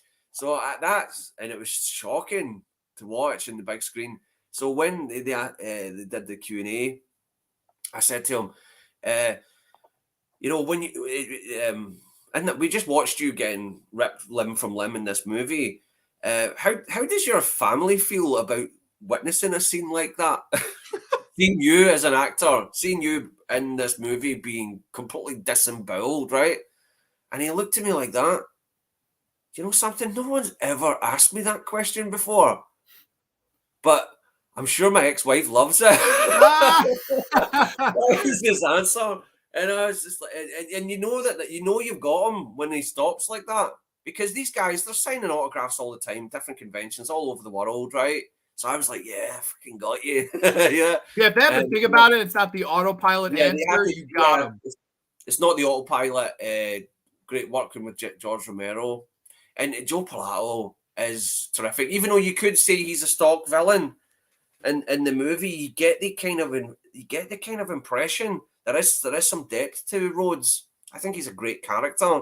You get there's a certain nihilism that all hope is lost in that guy. He's a captain, right? He's a commander, and he still kind of holds that military belief. Like when he finds out that Frankenstein has been using like his commander's body and stuff like that, he still feels like that there's an act of treachery there. And I actually really love Rhodes. I think he's a great character. And what else was I going to say? Yeah, and it's interesting. He was. Do you know that he was originally meant to be one of the brothers in From Dusk Till Dawn? Joe Pilato. Yeah, he was supposed to be the George Clooney role, and if That's you right. watch the original trailer, he's the George Clooney role, and they replaced him with George Clooney, which is a shame. Even though I think George Clooney is amazing in the movie, I feel bad for Pilato because Pilato would have been so much fun as well. I don't know. I think this movie is fantastic, though. Like to me, this whole movie, I always look at it. It's like a play. It's almost like a fucking really gory, crazy play where all of the acting performances are very over the top. Like I love all of the performances in this. You have Terry Alexander with the Jamaican accent. Sarah, what we got to be doing is soaking up some sunshine, you know. And he's as, and then of course you have Richard Liberty as Dr. Frankenstein. And is there any food left? And my calculations, it's 400,000 to 1. Like everyone is so fucking over the top, like it's a fucking Broadway play. And then of course Pilato with this, you know, Napoleon complex and talking about martial law and I'm running this monkey farm now, Frankenstein, and I want to know what the fuck you're doing with my time. You got some time. I'm not saying how much. Sarah's research, you know, it's so fucking just people shouting at each other. And it's theatrical. Yeah. It's so like you fucking could do this on Broadway, and I would go every night if I could afford it to see fucking Day of the Dead because you could do it. It's the whole movie takes place underground, basically, except for this opening shot in Florida, which looks beautiful, by the way. Hello, you know, the dead walk and the John Harrison score, the zombie without the jaw. I mean, fucking, this is one of my favorite movies of all time. It's got to be Tom Savini's best work. It's the best Savini movie, man. Like, you know, he got to the dance. Pulling the guy's eye and the fucking when they're ripping the guy's head off and the vocal cords. The vocal cords get louder and the ripping in half. Dude, like, it's funny. Dawn of the Dead, Friday the 13th, those are the two movies that Savini did effects-wise that got him to the dance. Then he moves on, The Prowler, The Burning, getting better and better. Friday the 13th, the final chapter in 84, amazing. Best effects of that series. And then bam. This is the peak of Tom Savini. I think it's the best special makeup effects and gore in any movie of all time. Yeah, and you know that he probably done that for scale. He probably did that probably just as, you know, a favor to George, right? Yeah. Right? Definitely. Getting, you know, because what do you say, a $3 million budget in 1985? That's not a lot. That's not Nothing. a It was lot. nothing considering what Dawn of the Dead was, man. They should have gave him way more than 3.5 million, man. I don't Yeah, get why they didn't give him 6. He asked for 6 and they said no. I know. It's a disgrace, man. Like I know you can read the original script for this movie online. It's a lot more like Land of the Dead, like in its scope, Yes. and Well, it's yeah. none of it's underground, but I think part of me thinks that if you didn't do what you did here, that this movie wouldn't have worked. And what do I mean by that? Dawn of the Dead is like, to me, the most grand movie ever made, right? You have this movie that it was made for peanuts and he made it feel global. Whereas this movie, it takes a step back and everything is in this fucking underground bunker. And we have But the still, sign. it still feels global though. That's why I feel like Land of the Dead's kind of like an act of treachery in the sense that it could be a prequel, but at the same time, the progression of the zombies is more of a sequel, right? Yes, definitely. Right. Because That we have, that kind of feels a bit disjointed. Whereas Day of the Dead feels like we're at the end of the road here. This is what happened. This is what um, this is what Peter and Fran are faced with when they leave in that helicopter. There's complete no hope in the world at all. uncertainty, Yeah. unknown. Again, a metaphor for life, fear of the unknown, fear of uncertainty. We don't know what tomorrow is going to bring, but we got to go and face it. That's it. We just take shit as it comes. And I think, another thing with this movie is, of course, the Bub character and Richard Liberty and the chemistry those two had, and reshaving and, playing the music. He Mhm. plays the Beethoven, amazing. I mean, I think this is like one of the best zombie movies of all time. I love it. I would actually say it's my second favorite of the saga, just Right. behind my all time favorite in Dawn. But man, there's just so much to love about this movie. Like I think it's just such a fantastic film. But let's check out the comments for a little bit. The 80s was the best for horror. Felt like the industry cared more for artists than only way they got a lot of classics. Day of the Dead would have been awesome if it dropped in any era. Absolutely. Mhm. Fever Dreamland Theaters here. I need the drop the monkey. I'm running this monkey farm now, Frankenstein, and I want to know what the fuck you're doing with my time. Love it. So many memorable lines, dude. Absolutely. Welcome, Anthony, man. Happy Friday. Nate says, Night, Dawn, and Day are masterpieces of horror. I love all three equally. One of the best trilogies out there for sure. I agree with that completely. It's a great line, and how he delivers it is even better. Sub Fever Dreamland. Remakes were good until Day of the Vegetarian. Yes, with the vegetarian bub zombie, horrible. Day of the Dead is brilliant. Would be my number one. I know a lot of people that would say Day of the Dead's the best Number one. of the saga, and I can't argue with it because it's so good, man. Like it's such a damn good one. Awesome question to ask. Props for giving him a good one. Yeah, no, for sure, T. That was great that you asked Pilato that, man. That was the route that Day of the Dead sequel took. Nate, LO, never watched. Oh, the remake, yeah. All I right. truly think Romero is one of the greatest directors and out there because he was able to make great films that have stood the test of time, and also he treated his cast good and wasn't a jerk. Oh, of course. I think that's what Labyrinth. held him back. I think really when you look at all these great directors that are quite successful, you usually get some skeletons in their closet of people saying, "Yeah, he's a fucking dick, man." That guy's, there's usually someone out there that's got some dirt to sling about them, but not George Romero. I've never heard anyone read anything of anyone saying George Romero was this or he was rude to me or anything like that, right? I actually I had the privilege to meet Romero, and I'm trying to pull up the picture here because I figured this is since you were sharing stories about meeting Ken Foree and Pilato, I'm gonna have to throw out one of me meeting George He Romero. brings out his ace card, right? This was I got a card. This was almost 10 years ago. House This always August, wins. it'll be 10 years ago when I met George Romero. Before I had glasses, even. That's how long ago this was. Oh my I god. waited 6.5 hours in line, and looks like I messed up my camera now. Now it's going to have a hard time focusing, whatever. I waited 6.5 hours in line, and George Romero greeted me like I was the first person in line and sat down, and we talked about Dawn of the Dead and Martin, and I thanked him for making my favorite movie. It was one of the greatest moments of my life. That's why, Romero Foundation, I support it. I even got the Dawn of the Dead socks on here. I'm a I'm a diehard George Romero enthusiast because I had a chance to meet one of my heroes, and he ended up living up to every expectation that there ever could have been. The sweetest, nicest person. I said, "Hey, they were showing Dawn of the Dead at midnight." I said, "George, are you going to go to the midnight screening?" He said, he word for word what he said. He said, "Hell no, man. I'm tired. I got to get some rest. I've been signing for hours." And we laughed, had a nice picture, and I was like, that's so cool. I just met one of my favorite people. And then I remember going to see Dawn of the Dead, the midnight showing in a ballroom full of people in Monster Mania. And it was just a lot of fun. I mean, it was one of my favorite days of my life. So definitely nothing but good things to say about Romero for me. It was a surreal moment. I'm glad to get to meet him before he passed. Labyrinth UC Breakdowns here. What's up, good brother? What up, gang? Talking a little Romero? Hells yeah, we're talking a little Romero. Really good comparison, Grande.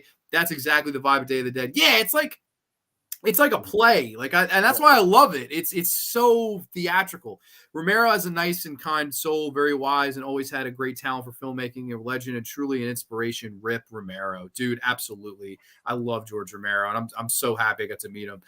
Wasn't his movie featured in more movies than any other? Day of the Living Dead. I think Yes. Because it's public domain, right? Yeah. That and It's a Wonderful Life. There was a time where It's a Wonderful Life featured in everything for a while. There's like, that's the movie that's on TV. But yeah, Night of the Living Dead does appear in other movies for some reason. Well, the reason is because they would have to pay. According to Day of the Dead 3, Vegetarian Zombies. Oh, it's bad. I hate to say it here, but Terrifier 2 might be the new GOAT for practical gore. Oh shit, better than Savini's gore in this? I don't know. I would go Savini personally. Wow. Because Savini goes for real. It just feels realistic. I know it's unrealistic for him to say choke on it when he's got no freaking internal organs, right? But you buy into it. It's just this like, I'm gonna get this last word in there. But and it worked perfect for that character, you know. But yeah, it just felt brutally realistic. And in the 80s, when I'd seen Day of the Dead, and I think the UK had some slight trims to it.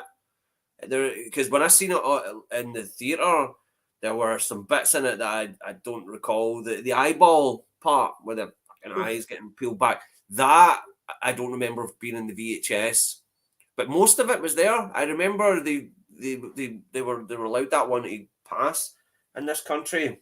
Yeah, UK censorship is a lot different than here, right? Because the gore and violence, they try to shut that down where you're at, man. The video nasties.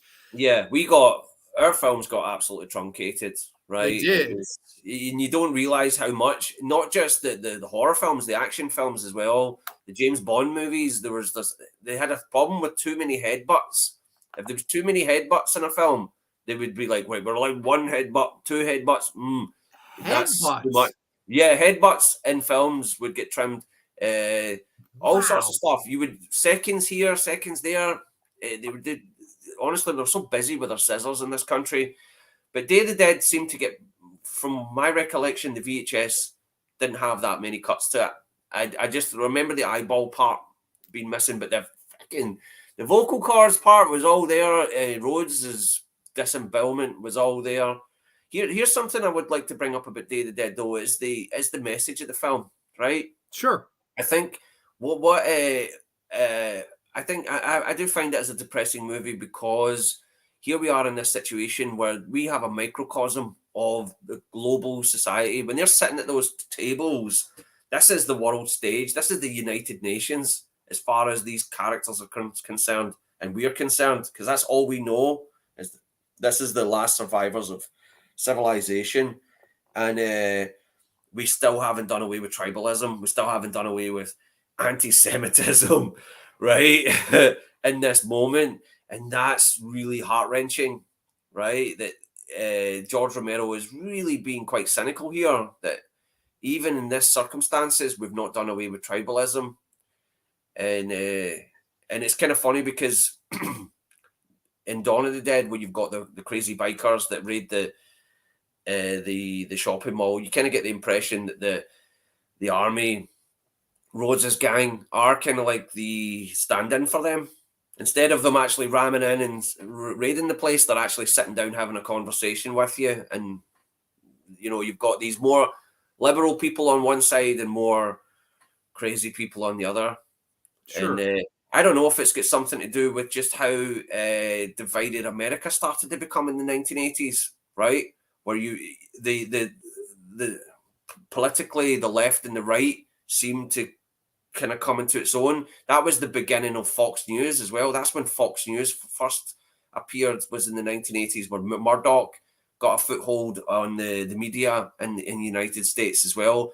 When you go back to the 70s, when Richard Nixon was in power, there wasn't this sort of divide in that way. You had the New York Times, you had CBS News, you had these news outlets, and that was it. It was the news for both parties, right? Now it's in the 80s is when that started to come away, where you started to have these two different voices going in two different directions, and now it's so divided, where you've got CNN on one side and you've got Fox News on the other, and it's hard to imagine what America was like before it. And I think George Romero could see that, and I think that's what Day of the Dead's going for.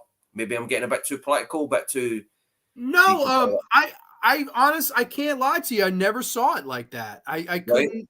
I don't know. Maybe, and knowing Romero, you're probably right, because he really was big on stuff like that. I don't know. I feel like of all of them, this one has the least to say politically. Right? Like Night of Living Dead, like Yep. definitely, if we can't get along in here, we'll be consumed, conquered, and victimized by the zombies out there. Yeah. And Dawn of the Dead is the consumerism. This one, I don't know. I don't see that much political message here. Like it's definitely, yeah, the Gary Clark and bang, you're dead. Like that character is super racist and shit. Yep. But I don't know. To me, it's really more morality versus insanity. And Mm. I don't know. I never saw politics in it though, like where it would be Well, like, that's maybe I'm just looking too hard into it, but but when you look at Night of the Living Dead, because this is more like Night of the Living Dead, that they are holed up in there and they've got differences of opinion, right? sure, To say the least. But in Night of the Living Dead, they're not out to. There's no. You don't feel that element that they're going to kill one another as much, right? that's true. But they Like end up as they end much up as doing it anyway. as much as they disagree on certain things and they have differences of opinion, you don't feel that they're a threat. You don't feel that Mr. Cooper is a real threat, even though he is, right? He's You just don't an really, asshole. yeah, you don't feel that threat as much as you do with Day, and I think that's the progression of society to this point, that George is saying that, okay, we're in this really tight knit situation where we've got to survive. Instead of us all being one big family and fighting for the same cause, we're actually going to be even more aggressive. It's going to drive us all insane. We're going to want to freaking kill each other. And Yeah, I don't know. that's what's depressing to me about it. It's depressing to me about it that we're not going to get along. We're not going to fight for the same cause. We're just going to eat each other alive in that circumstance. Yeah, no, that's I can't lie to you. I never thought of it that way, but that's an interesting way to look at it. I don't know. I guess that's right, because yeah, and the zombies end up eating us all, right? Because if you look at the character, who I forget the guy's name, Miguel's character, he Mhm. lets the zombies down there and All right. smashes the controls, and Gary Clark, holy fucking shit, like that. I love when that shit happens. I ball laughing. I'm like, Yeah. yeah, like let's Yeah. go, It's man. just like things are about to get real, right? Oh yeah, Yeah. and it do. It's funny too, man, where a lot of people, they say that this is like a bad follow-up to Dawn. Like I know at the time it came out, people didn't like it. Like it was not a Mm. liked movie. Roger Ebert, who said Dawn of the Dead is in the top 10 horror movies of all time, hated Day of the Dead. A lot of people did not like Day of the Dead. I Yeah. I fucking never felt that way. If anything, I think it's the closest one to being as good or better than Dawn of the Dead that there is. I mean, I love this movie. I just Roger Ebert changes opinion all the time, but I mean, him and Gene Siskel both gave two thumbs down to Beverly Hills Cop. Can you believe that? Right? they I also mean, they gave two thumbs down to Home Alone, didn't they? Like, what the fuck? But still, I don't can't see argue how, like, that. it's weird. Like, I love Dawn of the Dead, love it, my favorite movie of all time. I saw this and I loved it too. I never got the disappointing feeling with Land of the Dead that some people get with this movie. I never felt disappointed with Day of the Dead. I think the thing about it is that, at least what my thought would be, is that Day of the Dead is far more small in scale as opposed to Dawn, where it's like we're in this store, we're in that store, we're shooting zombies left and right and left and right. This one, it takes a lot more time to breathe and argue and train Bub to play the music and shave and shoot a gun and all these things. Like, I don't know. I think this movie is far more differently paced. And I think people look at that as a bad thing because they wanted a rodeo. They wanted, let's fucking throw everything at, shit hitting the fan. And that's not what this movie is. This movie is a real step back. And Romero always said, the film classic historians, they want Night of the Living Dead. Comic book people want Dawn of the Dead, and the real trolls like Day of the Dead. I guess I'm a real troll too because I love this movie as well. Dr. Impossible says, and everyone goes on about Dawn. Day of the Dead is a masterstroke of blood and guts. Completely agree. There's more of a political commentary within its undercurrent. It's menacing and unpredictable. Okay, I really never got too much of a political, like maybe a little bit, but I wouldn't say as much as T was saying. But that's next time I watch it. Look at Frankenstein, right? He is hopeful, right? When with him training Bub to do this, and when he's doing all these experiments on the zombies, right? He's hopeful. You get that in his performance as well. It's like we can educate them. We can do this. We can do all that. He's hopeful that he's found some sort of solution, something that he can hold on to for himself, right? And he's got to debate this with anti-Semitism, right, and hatred. You're fighting an uphill battle, right? So you've got people want to go backwards. You've got people that want to go forwards, and they're pulling in opposite directions, and that is kind of political in itself, right? You've got two tribalism. I would say this though, like if I'm thinking about this now, they are feeding Bub like the guy's friends, right? Like, aren't they feeding Pilato's? Yep. Like that's fucked up too. Like that, like Frankenstein should not have been doing that shit. But I guess that's a point. He's dead. He's dead, right? He's not. You're not harming him, right? No, definitely not. But let's say one of your best friends, and it was feeding. I mean, who knows? Who knows how it would be perceived. Yeah, I don't know how I feel about it. That's what makes Rhodes a little bit more complex than just the stock villain that Dennis Hopper was portraying in Land of the Dead, right? Because you get to a degree that he's a bit broken as well. These people are really losing their marbles down there. And I mean, you totally would, right? Yeah. I don't know. Yeah. Don't let my mention of Terrifier 2 derail any would-be talking points. Dude, no, absolutely not. Hey, John, was the new Romero movie good that unreleased that came out a couple years ago? The what the hell was that called? The Amusement Park. I saw it. I had a good time with it. Not really a horror movie.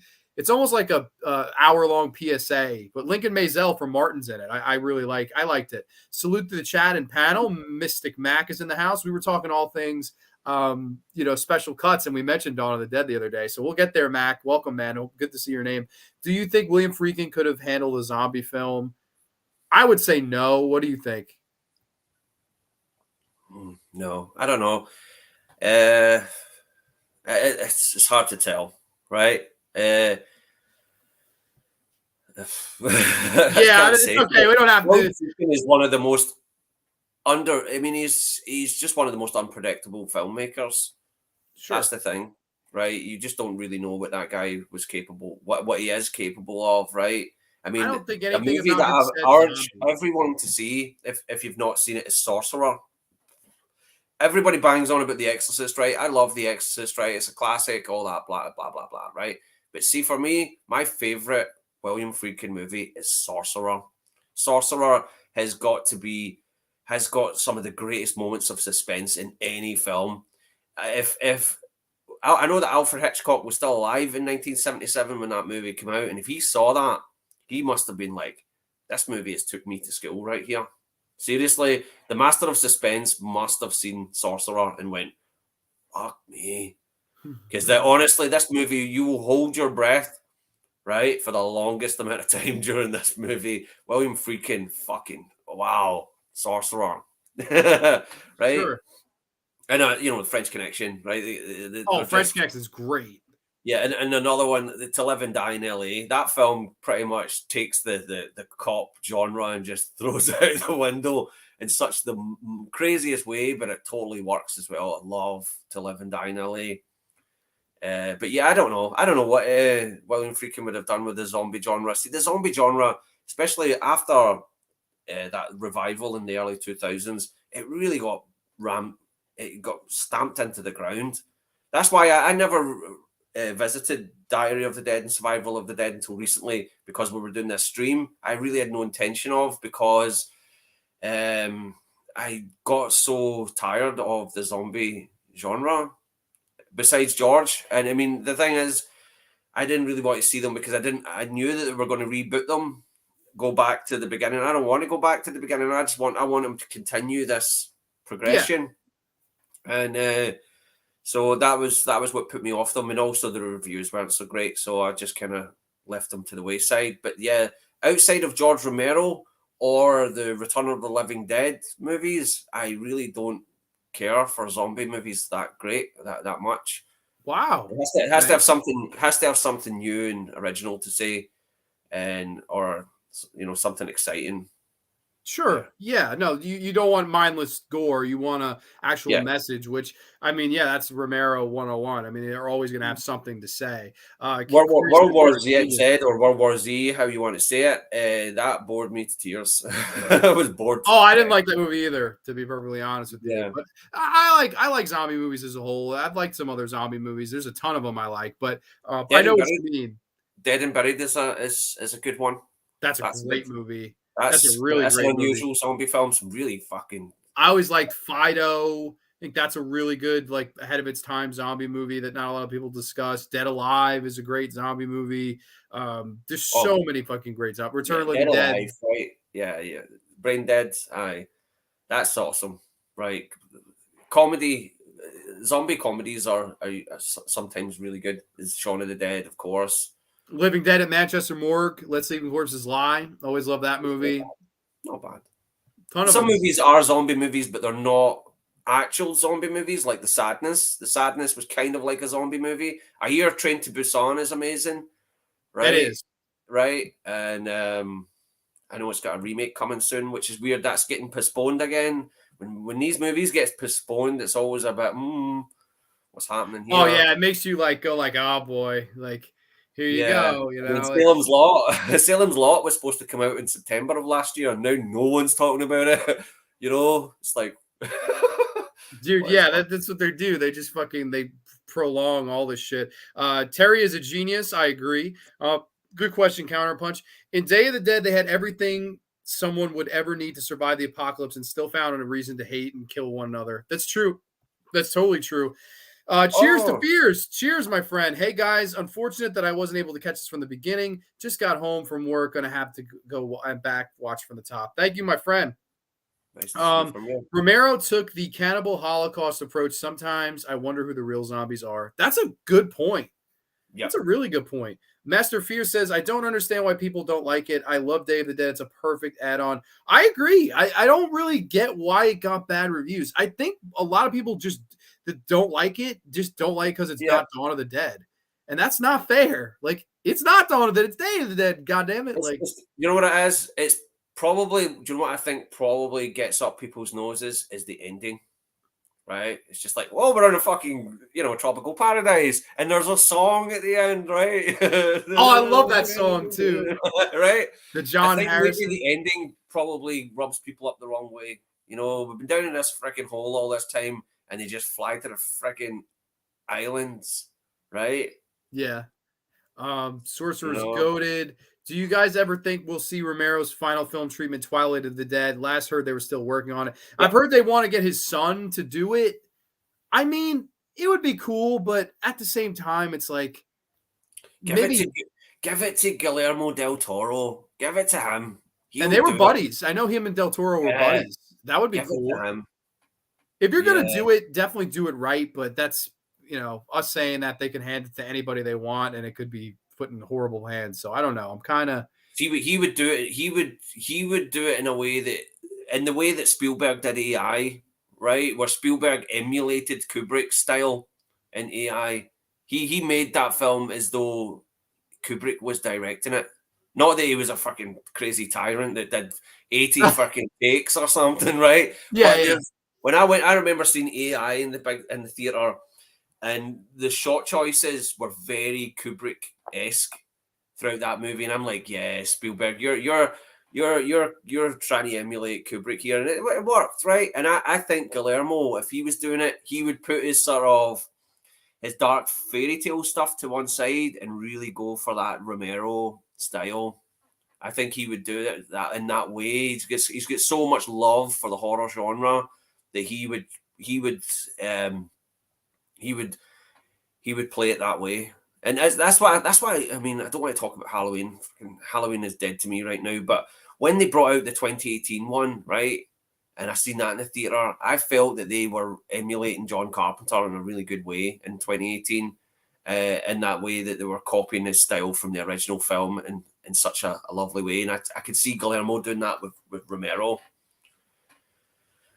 I think Guillermo would be a great guy to do it. I mean, I love Guillermo del Toro. I would be all for that. So I don't know, maybe someday. I think they should definitely do like a graphic novel of it or something, just so we could all sort of read it with, some fun, pictures and stuff. No one gave a shit about Sorcerer back in the day. No hardly gave a shit about The Thing either. Amazing how films, yeah, they find their goers and fans much later. I agree with you for the most part, Terry. The zombie subgenre has been beaten to the ground, but there are some great ones. No, totally. There's a good lower budget zombie comedy called The Last of the Living. It's pretty fun. I've never seen that one. That's cool. Give me Gangs of the Dead set in Chicago, but take it seriously. Zack Snyder, where you at? Well, he made what was it, Army of the Dead last time. Yeah.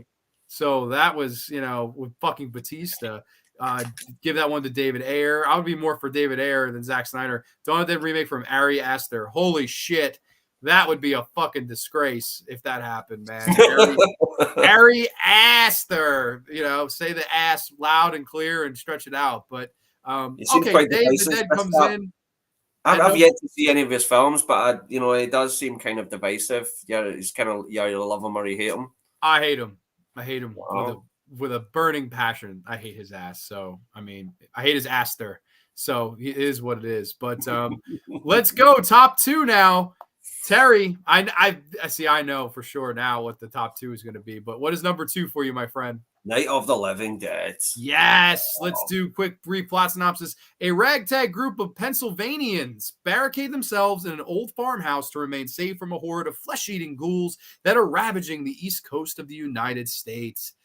Welcome to a night of total terror. Night of the Living Dead. One of the most infamous horror movies ever made. Public domain, of course, a movie that literally invented the zombie genre and all of the zombie media, whether it be graphic novels, video games, Resident Evil, the Romero films to follow, the films that ripped it off to follow. I mean, this is arguably one of the most infamous and important horror movies of all time. And man, I think when it comes to low budget independent horror, this movie might be like the staple, right? Like I look at this, Texas Chainsaw Massacre and Evil Dead for movies from 60s, 70s, 80s that just were the template of low-budget independent horror that game made changers. A lot out of nothing.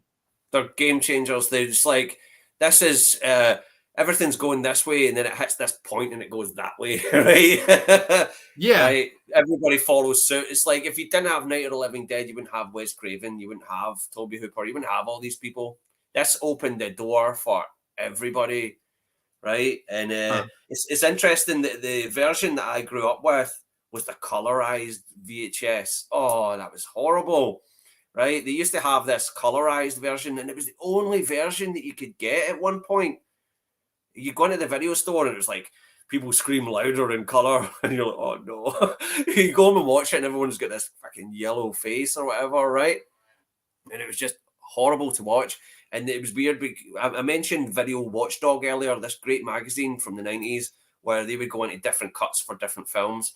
And they did an article about the restoration of Night of the Living Dead, right? And it was the first time I was aware of how they do where they remaster films. They found like an old print, and all the sprockets of the film had to be fixed and all that individually, painstakingly done, you know. And then I saw the DVD. A friend of mine had a DVD. He didn't have a DVD player. He had a computer and had a DVD burner on it, a player on it.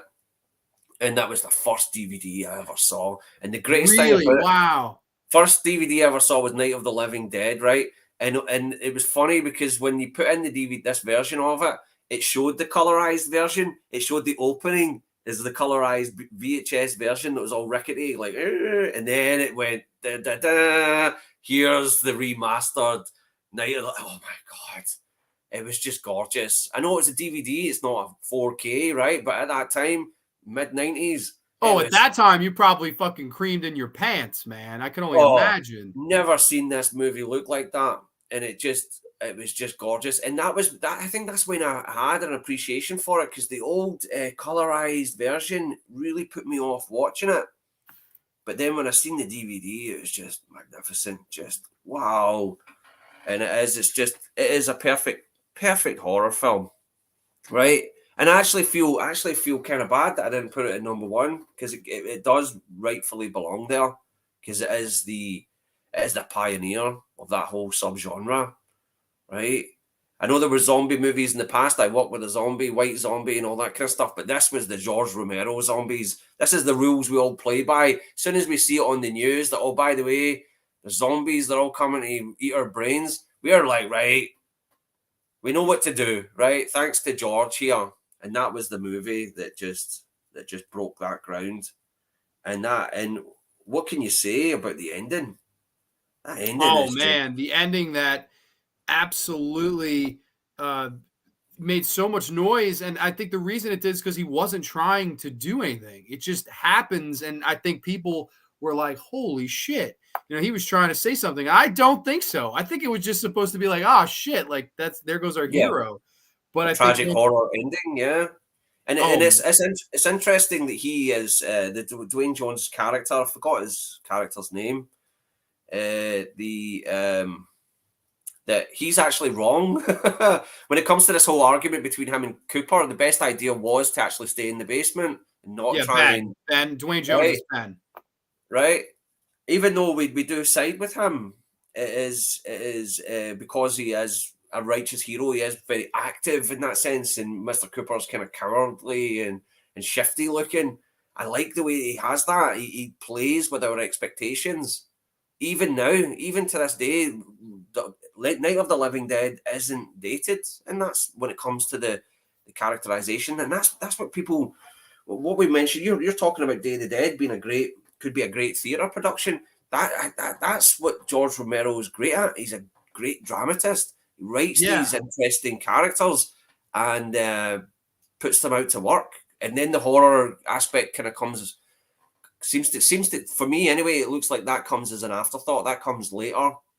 And but yeah, that ending is to come out at that time when Martin Luther King's been assassinated, right? I can't imagine what it must have been like for people to be right on the pulse, even though that wasn't something that they were aiming for. And they shot it before Martin Luther King had been assassinated, right? Because what happened was they filmed the ending, and they were wrapping the day. They were putting the cameras in the trunk and the film canisters in the trunk. They started driving back home to Pittsburgh, and they heard it on the radio that MLK had been assassinated. They must have looked at each other like, holy fucking shit.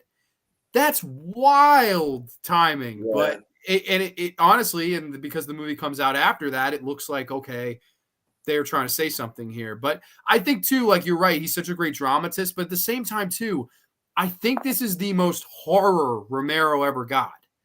Like, I don't think that, you know, even though Dawn of the Dead has horror elements, it's so much more than just a horror film. Day of the Dead too. This is the most horrific of any Romero film to me. And to me, the great horror scene in this is when they're building out the whole movie where, oh, our daughter got bit, you know, and once she comes back to life, oh baby, you know, and then this classic where I have on my shirt the she gets stabbed brutally, Yeah. and the stock footage scream.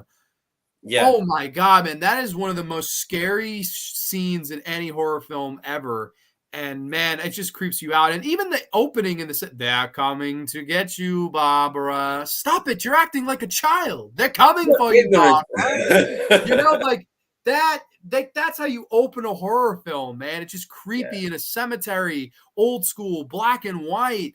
You Yeah. know, and I love it. I think it's fantastic. You also have that little scene of the music box going around and around to just set kind of tension, and Dwayne Jones telling the story of they didn't move. I ran them over one by Yeah. one by one.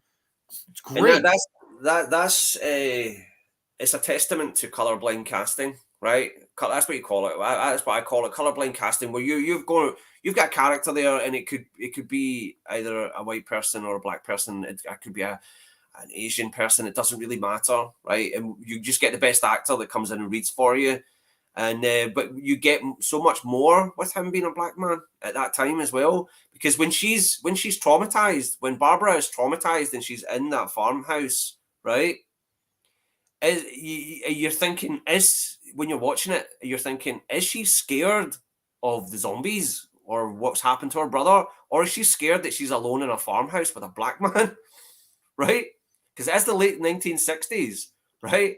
I never got. I thought she was traumatized from the get go with the brother. Like she was, and she's annoying as hell in this movie. I would say that. Like, yeah, but it's not. I don't think that's lost on the audience. I'm seriously, because there's such. I don't know about that one. When we say animosity, but I'm just saying that you can read more into it. You can read more into it. Oh, sure, you could read that into it. I don't know if I never picked up. I mean, maybe I'm crazy, but I think where you're saying colorblind casting, Dwayne Jones is the only one in this cast that could work. I mean, none of the other actors in this movie do a good job at all. He's the only good actor in this movie. Like, and easily the only one that you could tell is like a trained actor. And I think Dwayne Jones does a wonderful job in this. I think he's great. And the whole arguments that they're having and stuff like that, like it's really good. And you know, Corey said here, oh wait, I clicked on the wrong comment. I'm sorry. Corey said here, because they couldn't communicate through their differences, they both perished. Romero's great at capturing both sides of the narrative through subtlety. I agree. That's totally what this movie's trying to say to me when it comes to a message standpoint, is if we do not agree and work together in here, we will be eaten, consumed, and victimized by the zombies out there. That's the beautiful thing. It's the horrors of the lack of communication that ultimately lead to all of these people dying. And through that, I definitely see your, you know, a black versus white, and you know, male versus female. There's definitely all these things that could be read into more. But I think at the end of the day, it's just nobody want to listen to anybody, you know. And you're right. I also remember the way that black men have been treated in cinema, right, or just in the public consensus in the media as of this aggressive sexual threat, right? And it goes all the way back to Birth of a Nation, right? It goes all the way back to that, and it's been passed on throughout from cinema, from one generation to the next. So when Night of the Living Dead comes out, people would have been genuinely, white fucking dumbass people would have been fearful for Barbara in that circumstance, not because of this, just because of the zombies. That's what I'm saying. It does add all these other layers that people think about. Sure. And having that, having him cast in that part, which they probably weren't consciously aware of at the time. They just want to make the best film, and they've got no time to sit around and debate these things. No, that they made this movie over a year, just on the weekends, and they would shoot it over a year in a farmhouse. Real guerrilla filmmaking. You know, that's how they did this movie, and I don't think they had time to think about anything other than that main, you know, lack of communication. I don't think any of the other stuff is just very much you can get and take from it, you know, as it's there. I totally see what you're saying. My favorite Romero film is the remake with Tony Todd from 1990. Funny thing is, I never knew it was a remake for the longest time. I really like that remake too. Night of the Living Dead 90 is great. Tony Todd did a great job as Ben too. Love him in that. I agree. I think it's weird that more people don't talk about Night of the Living Dead 1990. Absolutely right. King Gore, you're massively done. Romero wrote the screenplay. Romero's the man. I think that's a great remake. The film is in black and white, which makes it so creepy. The image of all the zombies on the outside of the house slowly approaching out of the shadows, eerie images, dude. Absolutely, very eerie. Facts. Colorblind casting shouldn't be a rarity. It definitely isn't integrated. No, for real. And it's crazy because Romero, he has Dwayne Jones as the lead here. Ken Foree in Dawn of the Dead is the lead, and Terry Alexander is one of the heroes in Day of the Dead. All three of them have really strong, black male leads, and I think all three actors do a wonderful job in their roles, man. I really and it doesn't feel like virtue signaling. You can feel like in certain films that they're filling out a demographic. There used to be this cliche on television, right, in American TV or even British television as well, that if you're going to show a black criminal, right, you're going to show a black pimp, you're going to show a black drug dealer, you have to have a black judge, you have to have a black police captain in there, right? Just that's tokenism. It's just like they're in there just so that we're not being hard on black people, so we can have as many fucking black drug dealers as we want for Charles Bronson to shoot, as long as the fucking police captain, as long as the police captain or the judge or the lawyer or some fucking guy is black, right? So that you don't feel that way with George Romero. He's not. He's hiring the best actor for that part. Yes, right? and in all these cases, except of Land of the Dead, which it was Simon Baker, he's not. He's as white as toast. But that's probably Universal. They're like, we need to get someone in there that's chisel chops. I really think the actors in those last three, like Simon Baker's terrible, Alan Van Sprang is terrible. I mean, none of them come even close to Dwayne Jones, Ken Foree, Laurie Cardell. Like, I like the leads in the first three way better. Not only that, it's very much like a Shakespearean tragedy. Yes, it is. It's a revealing insight into the American social society of the time. I completely agree with that. Curly says, can't go wrong with colorblind. No, absolutely not. And I think, like Terry said, man, he picked the best actor for the role. And these people, this particular cast was not strong, but Dwayne Jones delivered. Same thing with Dawn of the Dead. You had half your cast from a diner, and they all delivered. Day of the Dead, same thing. But man, I'm sure if he could get Jack Nicholson at the time, we would have had him. It's like, honey, I'm not gonna kill you. I'm just gonna bash your brains in. I'm running this farm now, Frankenstein, and I want to bash your brains in. Oh my God, yes, that would be great. The chief just voted. The chief just voted. That would. I would love that. I would love every minute of that. But yeah, no, Night of the Living Dead. I think it's one of the most infamous and perfect horror movies of all time. I love it. To me. It's probably the most iconic raw filmmaking, right? When you get people taking limousines from their house to their studio, and it's like, yes, we're great filmmakers, and they've got money just pissing out the tailpipe of this limousine, right? And then you've got George Romero, and you're saying like in Dawn of the Dead, they're getting paid $1 to be a zombie and all this stuff. They're all doing it out of pure passion, love for filmmaking. Tom Savini's doing his best work on a $3 million production, right? It's just love for cinema right there. A real down and dirty filmmaking. And that's why people are still talking about these films. That's why Universal's giving him up almost $20 million to make Land of the Dead. It's because these guys barely had running water making this black and white creaky old film. And I don't know I don't know if you know the story about George Clinton, Parliament Funkadelic. We want the funk. Oh, and never missing a beat. Yeah. Yeah. Yeah. You know about them encountering the zombies in Night of the Living Dead. Do you know about that story? Well, there's this great animated series called Tales from the Tour Bus. You need to see it. Right, okay. It was Mike Judge who made it. It's all about rock bands. Well, there's a whole series about funk bands. They do a whole series about Rick James, James Brown, Parliament Funkadelic. Right, it's fantastic. It was shown on, I think it was Cinemax or something, some channel in the States, and they did a whole series about country western singers as well. But there's a part in it. I'll send you the link to. There's a YouTube clip, right, where George Clinton, when they were on tour, I think they were called the Parliaments at the time, Funkadelic hadn't really came into its own at that point, and they were touring across America on this bus, and they were into taking they were into taking LSD at the time, right? That was kind of what inspired a lot of their music, is Funkadelic in Parliament, and they encountered the zombies from Night of the Living Dead on the road. Wow. We wandered into the set of Night of the Living Dead being shot. Is, That's you know, this amazing. legendary funk band, and they were like, oh, they thought it was real fucking zombies. Right? That's amazing, dude. I That's know. fucking great. I got to see that. Totally send it to me. But I'll find the clip. There's a clip on YouTube. Curly wants your Arnold voice. Ah, you cold-blooded bastard. I told you. We're talking about George Romero, eh? The great zombie movie director. I never got to be in a zombie. No, I did. I got to be in a film called Maggie. Is that right? Yes. Yeah. I've With never my seen the movie. daughter. I'm sure it had me in it. It was fantastic, right? But when are we going to start talking about Dawn of the Dead? Dawn of the Dead is the fucking best fucking movie. It is the next one after I go to the bathroom. There is no bathroom. Yeah. Fantastic.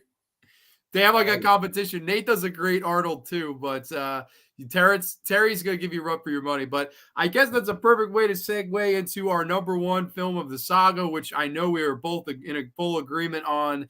In my opinion, it's the greatest movie ever made. Is 1978 George A. Romero's Dawn of the Dead. When there's no more room in hell, the dead will walk the earth. During an escalating zombie epidemic, 2 Philadelphia SWAT team members, a traffic reporter, and his TV executive girlfriend seek refuge in a secluded shopping mall. Yes, it's the greatest movie ever made. Everyone else should just quit because you can never recapture how great this movie is. Terrence, man, I know you told me there's a good part of your life where you try to watch this every day. And that's amazing to me. I was addicted to this film. That's what I'm saying. There were certain films that I did that with. Nightmare on Elm Street. Well, 1, 2, and 3. Watched them repeatedly. What's the other one? American Werewolf from London. There was a period in the 90s where I just watched that every day. And Dawn of the Dead every single day. And I'd seen it in the early 80s. And I'd forgotten it. I remember it being kind of scary and shocking, right? Just because some of the violence is really gruesome. Like when that guy bites his wife's freaking neck. Oh, right? shit. That's crazy. I know it looks crazy. rubbery now, right? But when you were back then, it looked really frightening.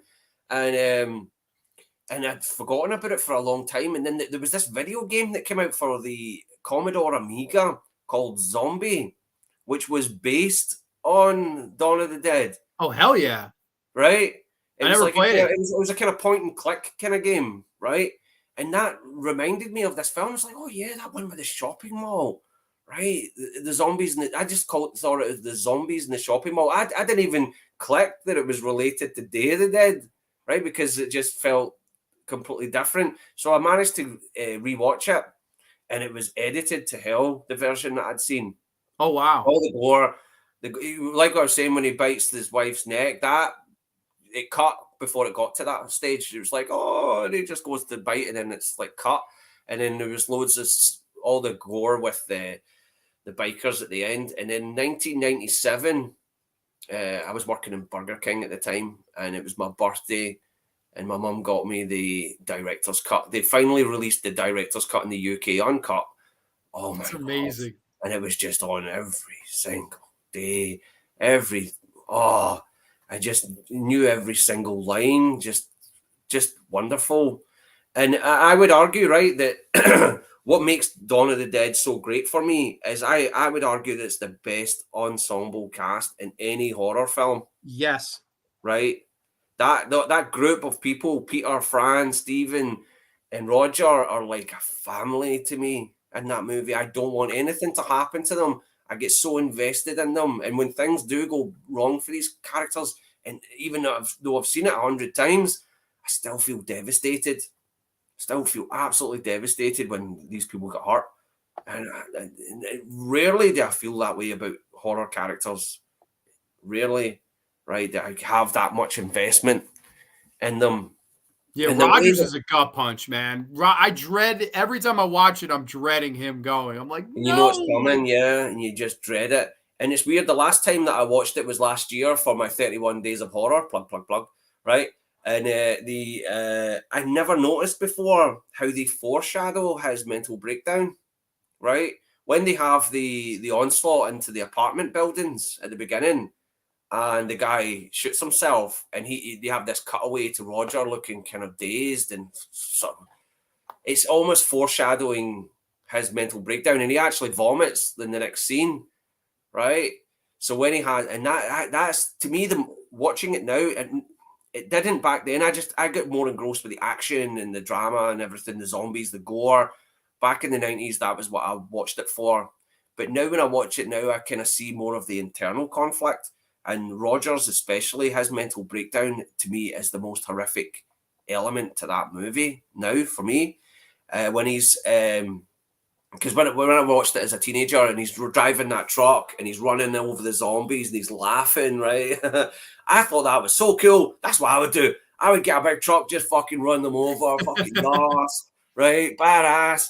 I just saw that as badass, right? And he's going, oh, you know. I didn't realize that's him actually losing his freaking mind right there. Yeah. And that's the most tragic, horrific moment, because without your senses, without your mind, you're fucked. That's what I realized. Losing your marbles like that is really frightening. You know. Yeah. And, Perfect, baby. Perfect. Perfect, baby. Perfect. And I use that all the time. I sometimes say that to customers, right? Do you really? Yeah. And they're like, what the fuck? Yeah. I can't help it because it's just such a cool line, you know? And yeah, Ken Forey. I never imagined in my life that I would meet that guy. When he came out to the Q&A at the GFT, I didn't ask him a question, but my brother did. He asked him about Keenan and Kel because my brother. Oh, hell yeah! Right, Ken Forey was the dad in Keenan and Kel. Yes, and he was like, "Oh, so what was it like working on Keenan and Kel?" And he was like, "It was a custard pie in the face every day," right? And he kind of got a lot of boring questions. He left this. He gave us this anecdote about working on the X-Files, right? And it's weird at the time. I didn't realize he was in From Beyond, right? And I would have. If I'd have known at the time, I forgot about From Beyond at that time, I would have picked his brains about, you know, working with Stuart Gordon and Brian Yuzna and all that stuff. And I wish he had gotten. I feel like Ken Forey deserved better. Like he deserved way more starting. Like he bit role here and the dentist, bit role there, and the Sandman's Last Rites, and like TCM3. Yeah, TCM3. Like he definitely didn't get the career. I think like his performance in this is my favorite performance for any lead protagonist in any horror movie. Like it's my favorite like hero role in any horror film is Ken Forey as Peter in this. He's just calm, cool, collected, the voice of reason in a world of fucking insanity is Ken Forey in this movie. I love him in this role. He's great. And to me, it's like I always felt The Dawn of the Dead is the greatest movie of all time because of how grand it is.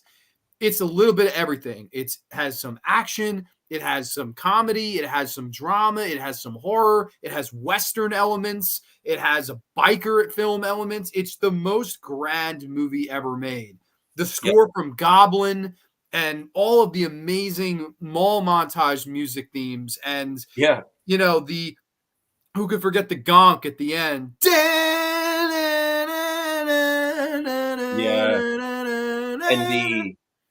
And the consumerist message is the consumerism messages of where the zombies and you know I just it's such a wonderful film. Like I think it's the perfect movie. I really don't think there's any movie that comes close to it. And the comic book vibes, the Savini special effects, the heart that the movie has. It has a wonderful heart to it where, you know, Roger, after being bit, we whooped him, didn't we?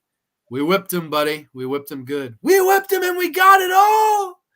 It's just heartbreaking as you know he's doomed. The points of worrying and the points of let's just hang out, let's enjoy ourselves in the mall. I think the whole movie, Yeah. it's like a constant theme we've been running through, right? Some of these movies, they're life, the bad times, this will pass. Good times, this will pass. It's just it's kind of grinding through it with your best friends, your family, and getting through these hard times. And I don't know. That's why I always loved Dawn of the Dead. I think it's the most well-rounded movie I ever made. And I think Romero just hit an absolute fucking home run with this. Like I don't think that you can understate how grand he makes this movie feel with less than $1 million budget. And he made it feel like it was a worldwide pandemic. And the mall is a character in and of itself. And I don't know. I adore this movie. To me, it's all time greatest movie ever made. I don't think you can come close to it. I really don't.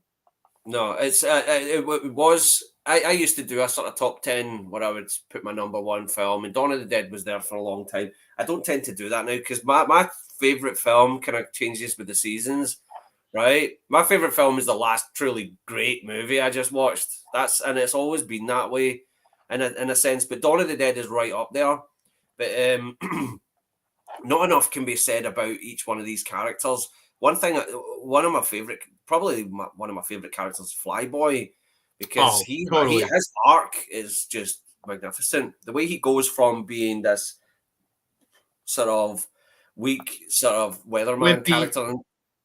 Yeah, he actually been able to handle himself and become seduced by them all. In that sense, it's ours. We took it. It's ours. Right? And it's just packed. The film is bursting with so much. It is really a rich cake of just delight from start to finish. Every scene is just perfect. Get that fucking idiot off the air, right? Every moment, and it's just fucking great. Yeah. What I was going to say as well, in his, I love the way that him and Fran come apart as well. Yeah, he wants to marry her, and she says it wouldn't be real. That's like, oh man, I feel for him in that scene, man. This is brutal. They are really not in love with each other, but they're stuck together in this situation. That's really heartbreaking. And but here's one thing that I've heard other people say that I don't really know if I agree with this, but I've heard other people say that Roger and Peter are actually gay lovers. Have you heard anyone bring that up? That Roger I have never heard anyone bring that up. That's no. Apparently, there's subtle evidence to them being gay lovers, but I don't really see it, to be honest. I mean, I just think they're really good friends, but it's fine. I liked the whole yin and yang of them. Like Ken Foree is over 6 foot tall. Scott Reiner's 5 foot nothing. One's black, one's white. I love that they were so yin yang. Like they were completely different, but they were best buddies and kicking zombie ass and stuff. Like that's why I love about them. Bag it or try for it. It's probably because they don't show interest in Fran in any way. She's the only female in the group, and they show absolutely zero interest in her. That's probably where people get the idea that they're probably gay. But another thing as well is the geography of the place. I hate that in films where you don't understand where you are. And I mean any kind of film where there's a set, where there's a place that this is happening in, whether it's a town, a house, or whatever. You don't really get the geography of a place in a lot of films, and it's a big mistake. In Dawn of the Dead, you don't get that. You feel like you know where your way about this mall. They establish it when they're looking through it, right? And they have that moment, the old okie doke, right? The old okie doke. Hit and run, right? Where you know that there's this floor right on the mall where you've got these glass doors on either side, so you can drive the zombies from one side of the mall to the other, and then you can make a run for it. And I love that. You get this feeling that you're getting the run of this place with these characters, right? You ever notice my name, the Grande Marquis? You ever notice that store? In the movie when they're going out the that little like doorway and that leads upstairs to their thing, there's a store that says Grande Marquis, and I'm like, my last name is in my favorite movie. Like, hell yeah. Weird shit, I Wow. know, but I know always know it's good. That's something new that I will enjoy when I watch it the next time. No, seriously, but also I love the zombies. Got to love the zombies in it. The The best. the Hare Krishna zombie, The fat the, the one zombie, the the one with nurse the rifle, zombie. the one that's holding the rifle to his face all the Yeah. time, and then he gets Peter's rifle, and And he's he's like, like, "Oh, I like this one "Oh, this is a better." better rifle, right?" Which is pure consumerism right there, and it's like, "Oh, hey, you know." And kind of a nod to what Day of the Dead, like they know it. Like Yeah. he's smarter at this point. Yeah, and also the news broadcasts, the voice. Oh, Richard France, and they must be destroyed on sight. Like Just that's classic. just amazing. Oh, there's just so Logical. much. We have to remain logical. It's that or the end. Logical, logical, and it's also I love the way that his voice builds up to the zombie Roger being shot. You know, they use his voice as almost like a piece of music to, So emotional. yeah, That's yeah, one of those heartbreaking scenes when they have to kill him, man. It's and yeah, Reiniger's acting, Emge's acting, and the zombie walk, and going on the finger. I mean, like we're gushing like kids, you know. And that's the thing. Like, no matter how many times I've watched Dawn of the Dead, it never fails to excite me, to entertain me, to make me smile, to forget a bad day. It's like the go-to movie too. Like it's my yeah, favorite. yeah, and the humor. That's the thing as well. When people forget, Dawn of the Dead has some crazy humor. Like I've always found hilarious, even though it's actually kind of dark as well. When you've got the National Guard out shooting zombies for fun with beer cans, like, hey, there's I old never man. treat a woman right because Yeah, I'm a man. I like to be yeah, the center of attraction. That fucking yeah. song, man. Because how many people would be? Because in a way, it is kind of wish fulfillment. Because you're kind of, it does ask you all these questions. Where would you be? Would you be with this group where you're out shooting zombies for sport, I or would would you be not be out with that shopping? group. You know, and or it also, and this is, I think, is the most risky part in the film. Risky, make it sound kinky, right? But is when they have the custard pie fight. I When the love it. bikers and me too. Me too, but you kind of think that's a bit ballsy just to go, right, we're in the fucking Three Stooges territory where there's fucking custard pies getting thrown around, right? And there's one shot in it that kills me every time. And it's where the bikers are looting the place and there's they're grabbing TVs. I suppose you get the TV and it's like, Zero what are you over going to watch zero. in that thing? What, you're fucking right. And he's smashing it, right? And but the shirt and tie, that shot of the shirt and tie, and it's getting picked up and then it's just getting thrown back down again. It's like, I'm a fucking crazy biker. What the fuck do I need with a shirt and tie, right? And it's all done in one shot. Oh, great. Yeah, it's the perfect movie, man. Like there's no like we could go on forever and like I don't know, I just think it's just it can never be topped. Like I love it.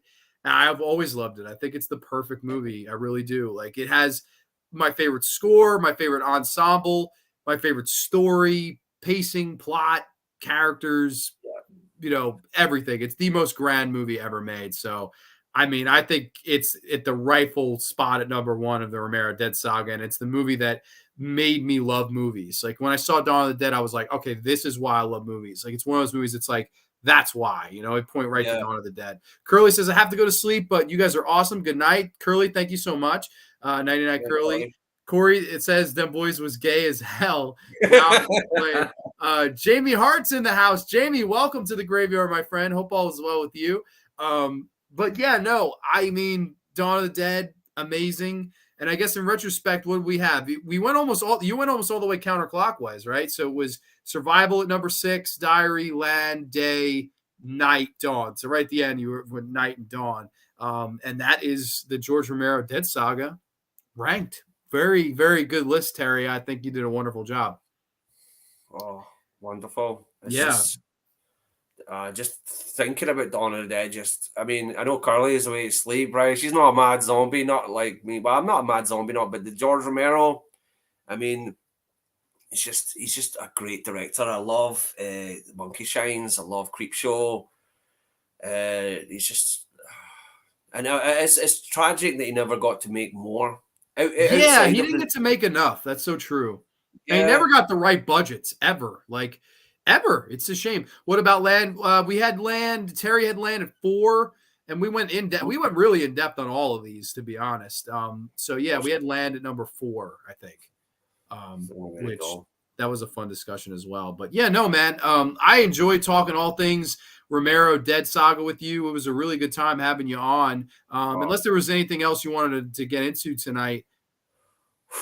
Not at all. Not at all.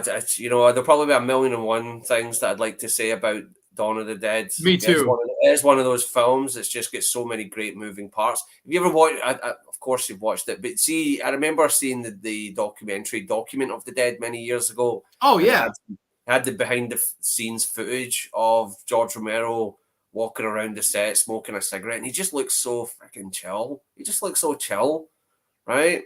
he's the It's, man. I would have given yeah. anything to be an extra in Dawn of the Dead if I was alive at that time. Oh, absolutely. Yeah, Be like machete walking to the around, head. do my zombie walk. That would have been a dream come true. I But bet they no, were falling over themselves to get killed in some brutal way, though. You know, oh man, Tom. who wouldn't? That would. I mean, I would just go out there and be like, "Yo, this is the chance of a lifetime. Like, why the hell not, man?" And it's Yeah. cool. Like, I always have that moment, that fond moment of meeting Romero to look back on and enjoy. Like, I met him, I got his autograph. What's your favorite? What's your favorite death? Not death, but zombie kill in Dawn of the Dead. I'm curious. Favorite zombie killing dog.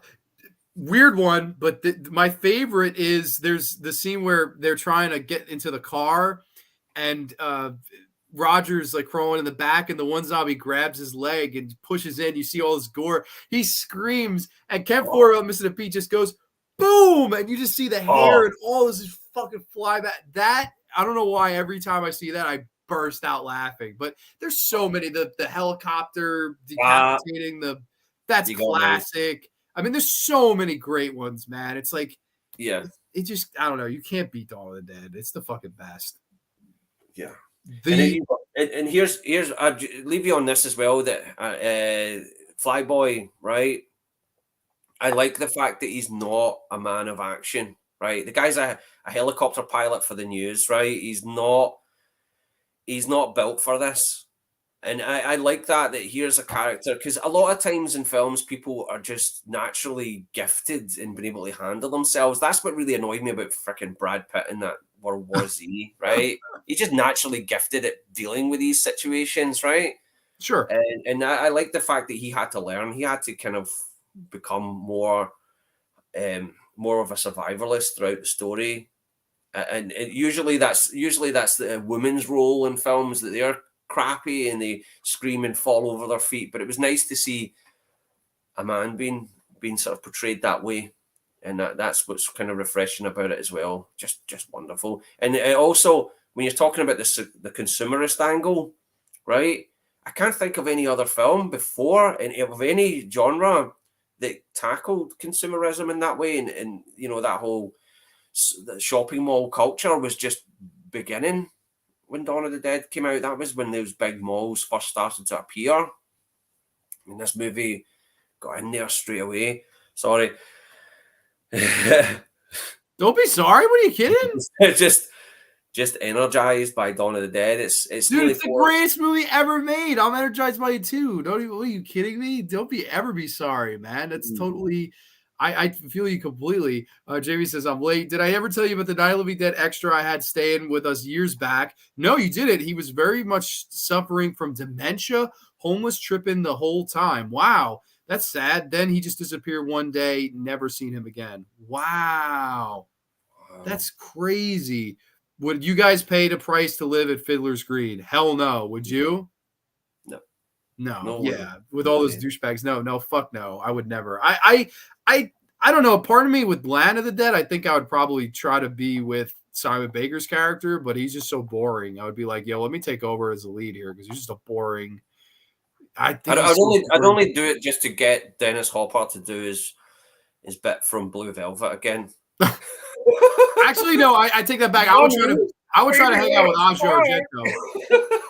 I'd be like, yo, Asia Argento, let's hang out. Yo, it's the zombie apocalypse. Why not? Like, yeah, and it was nice to see her in that film because it was a callback to her father being the producer, and she's God bless. gorgeous in it, man. Like that, her around like from like 1998 to 2007, 2008, like that 10-year gap. She was one of those beautiful women in the world, man. So I don't know. It was cool to see. Yeah, it was so cool to see the spawn of Argento in a Romero film, kind of full And God circle. bless Dario Argento for getting Dawn of the Dead made.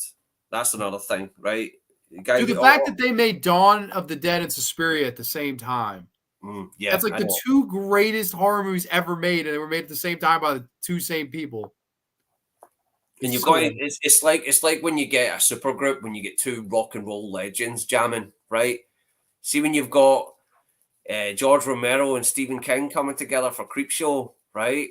And you've got the freaking Dario Argento and George Romero for Dawn of the Dead. Fucking ass, right? It's just like, when do you hear that shit now? You know, nobody wants to see fucking Eli Roth and Rob Zombie jam. Fuck that. Fuck no. Right? Yeah, I will say this though: when they did the collaboration "Two Evil Eyes" with Argento and Romero, I always felt that was weak. Like I thought this is the guys who made two of the best movies ever. And I prefer the Argento one, the Harvey Keitel Black Cat. Yeah, the Black Cat. Yeah, he's sort of the man of the match of that pairing up. Yeah, Two Evil Eyes is a bit of a misstep, but still, all right. For real. Yeah, bro, a lot of Night of the Living Dead extras came from Kentucky. I think notably Louisville. We'd go downstairs and he'd just be standing catatonic. Wow, that's so crazy. Can't believe that really happened. But yeah, shit is wild. For real. Jamie says she'd strive to run Fiddler's Green. Okay, she's smart here. She's going to take over. No Dennis Hopper. Well, Dennis Hopper gets blown up in the movie. She could take over for sure. Absolutely. Just let us stay. Let me stay, please. And I will not bother anyone. Me and Terry will play video games till dawn. And then watch Dawn of the Dead. LOL. Just punch Dennis Hopper in the face and tell him to get fucked, Jamie. Hell yeah. Get him out of here. Get fucking the Super Mario Brothers reunion out of here, and we'll take over. We'll start a new life in the new Fiddler's Green. I'm all for Jamie Hart running the show. Yeah. Wow. Yeah. So yeah, it's been a great time with you, Terrence, man. I want to say thank you so much for joining on the show tonight, man. I had a great time discussing all things Romero Dead Saga, with talking all things music, all things getting to know you, Red Pill, Blue Pill, and of course, the story where you were mugged after seeing Land of the Dead and before seeing Land of the Dead, and Herbie Fully Loading beating Land of the Dead at the box office. This was quite an entertaining conversation. You are a very, very fun, colorful person to discuss things with, and I appreciate you making the time for this tonight, man. I know time zone was different, but I appreciate you making the time for this. Honestly, it's a great way to kick off the weekend. Thank you, Grande. It's just an absolute honor to be on this brilliant horror channel. Honestly, it's great, and you're so knowledgeable. You're just a walking horror encyclopedia, and it's just blessed to be here. Thank you so much. Blessed to have you, man. And you're always more than welcome. Like I said, maybe one of these days down the road we'll do a horror roundtable, because I've been wanting to do another one, and that would be number 4. And it would be fun to have the Psychobabble. I think that would be so fun to have all 3 of you on the channel for that. We'll do a roundtable down the road sometime. So I'll definitely leave the door open for that. Yeah, we gotta Curly. I need a one-on-one with Curly, and then it'll complete. I'll have all of you one-on-one, and then maybe a roundtable. Yeah, I'd love to see you two go on about the Ring franchise. I'm so down. I got to find a day that works for her. But she lives right around me, or I don't know, right around me, but definitely in proximity. So wouldn't be crazy hours stretch for that. So I definitely think that would be fun. So definitely, hopefully, can't wait for that. I'm sure she'll do it. Sooner rather than later. Tomorrow, Terrence will be live on Psychobabble. I might be there. I might not be there. I don't know yet. But if I am, it'll be 3 nights in a row of John Grande live YouTube. Would be a lot of fun. I think a first time ever too. So everybody though in the chat, thank you so much for watching, commenting. If you're catching the replay of this, let us know. Let us know where you would rank the saga from 6 to 1 or 1 to 6 or whatever the heck. Rename it to Graveyard's Green. Hell yeah, Grande's Graveyard Green at Fiddler's Green. We could do that for sure. Woo! Ric Flair, woo. All right, everybody. We will catch you next time only on The Graveyard. Take it safe, be safe, and have a wonderful, happy, healthy weekend. Too Sweet Peace, and we'll catch you next time only on The Graveyard. Good night, everybody. Bye-bye.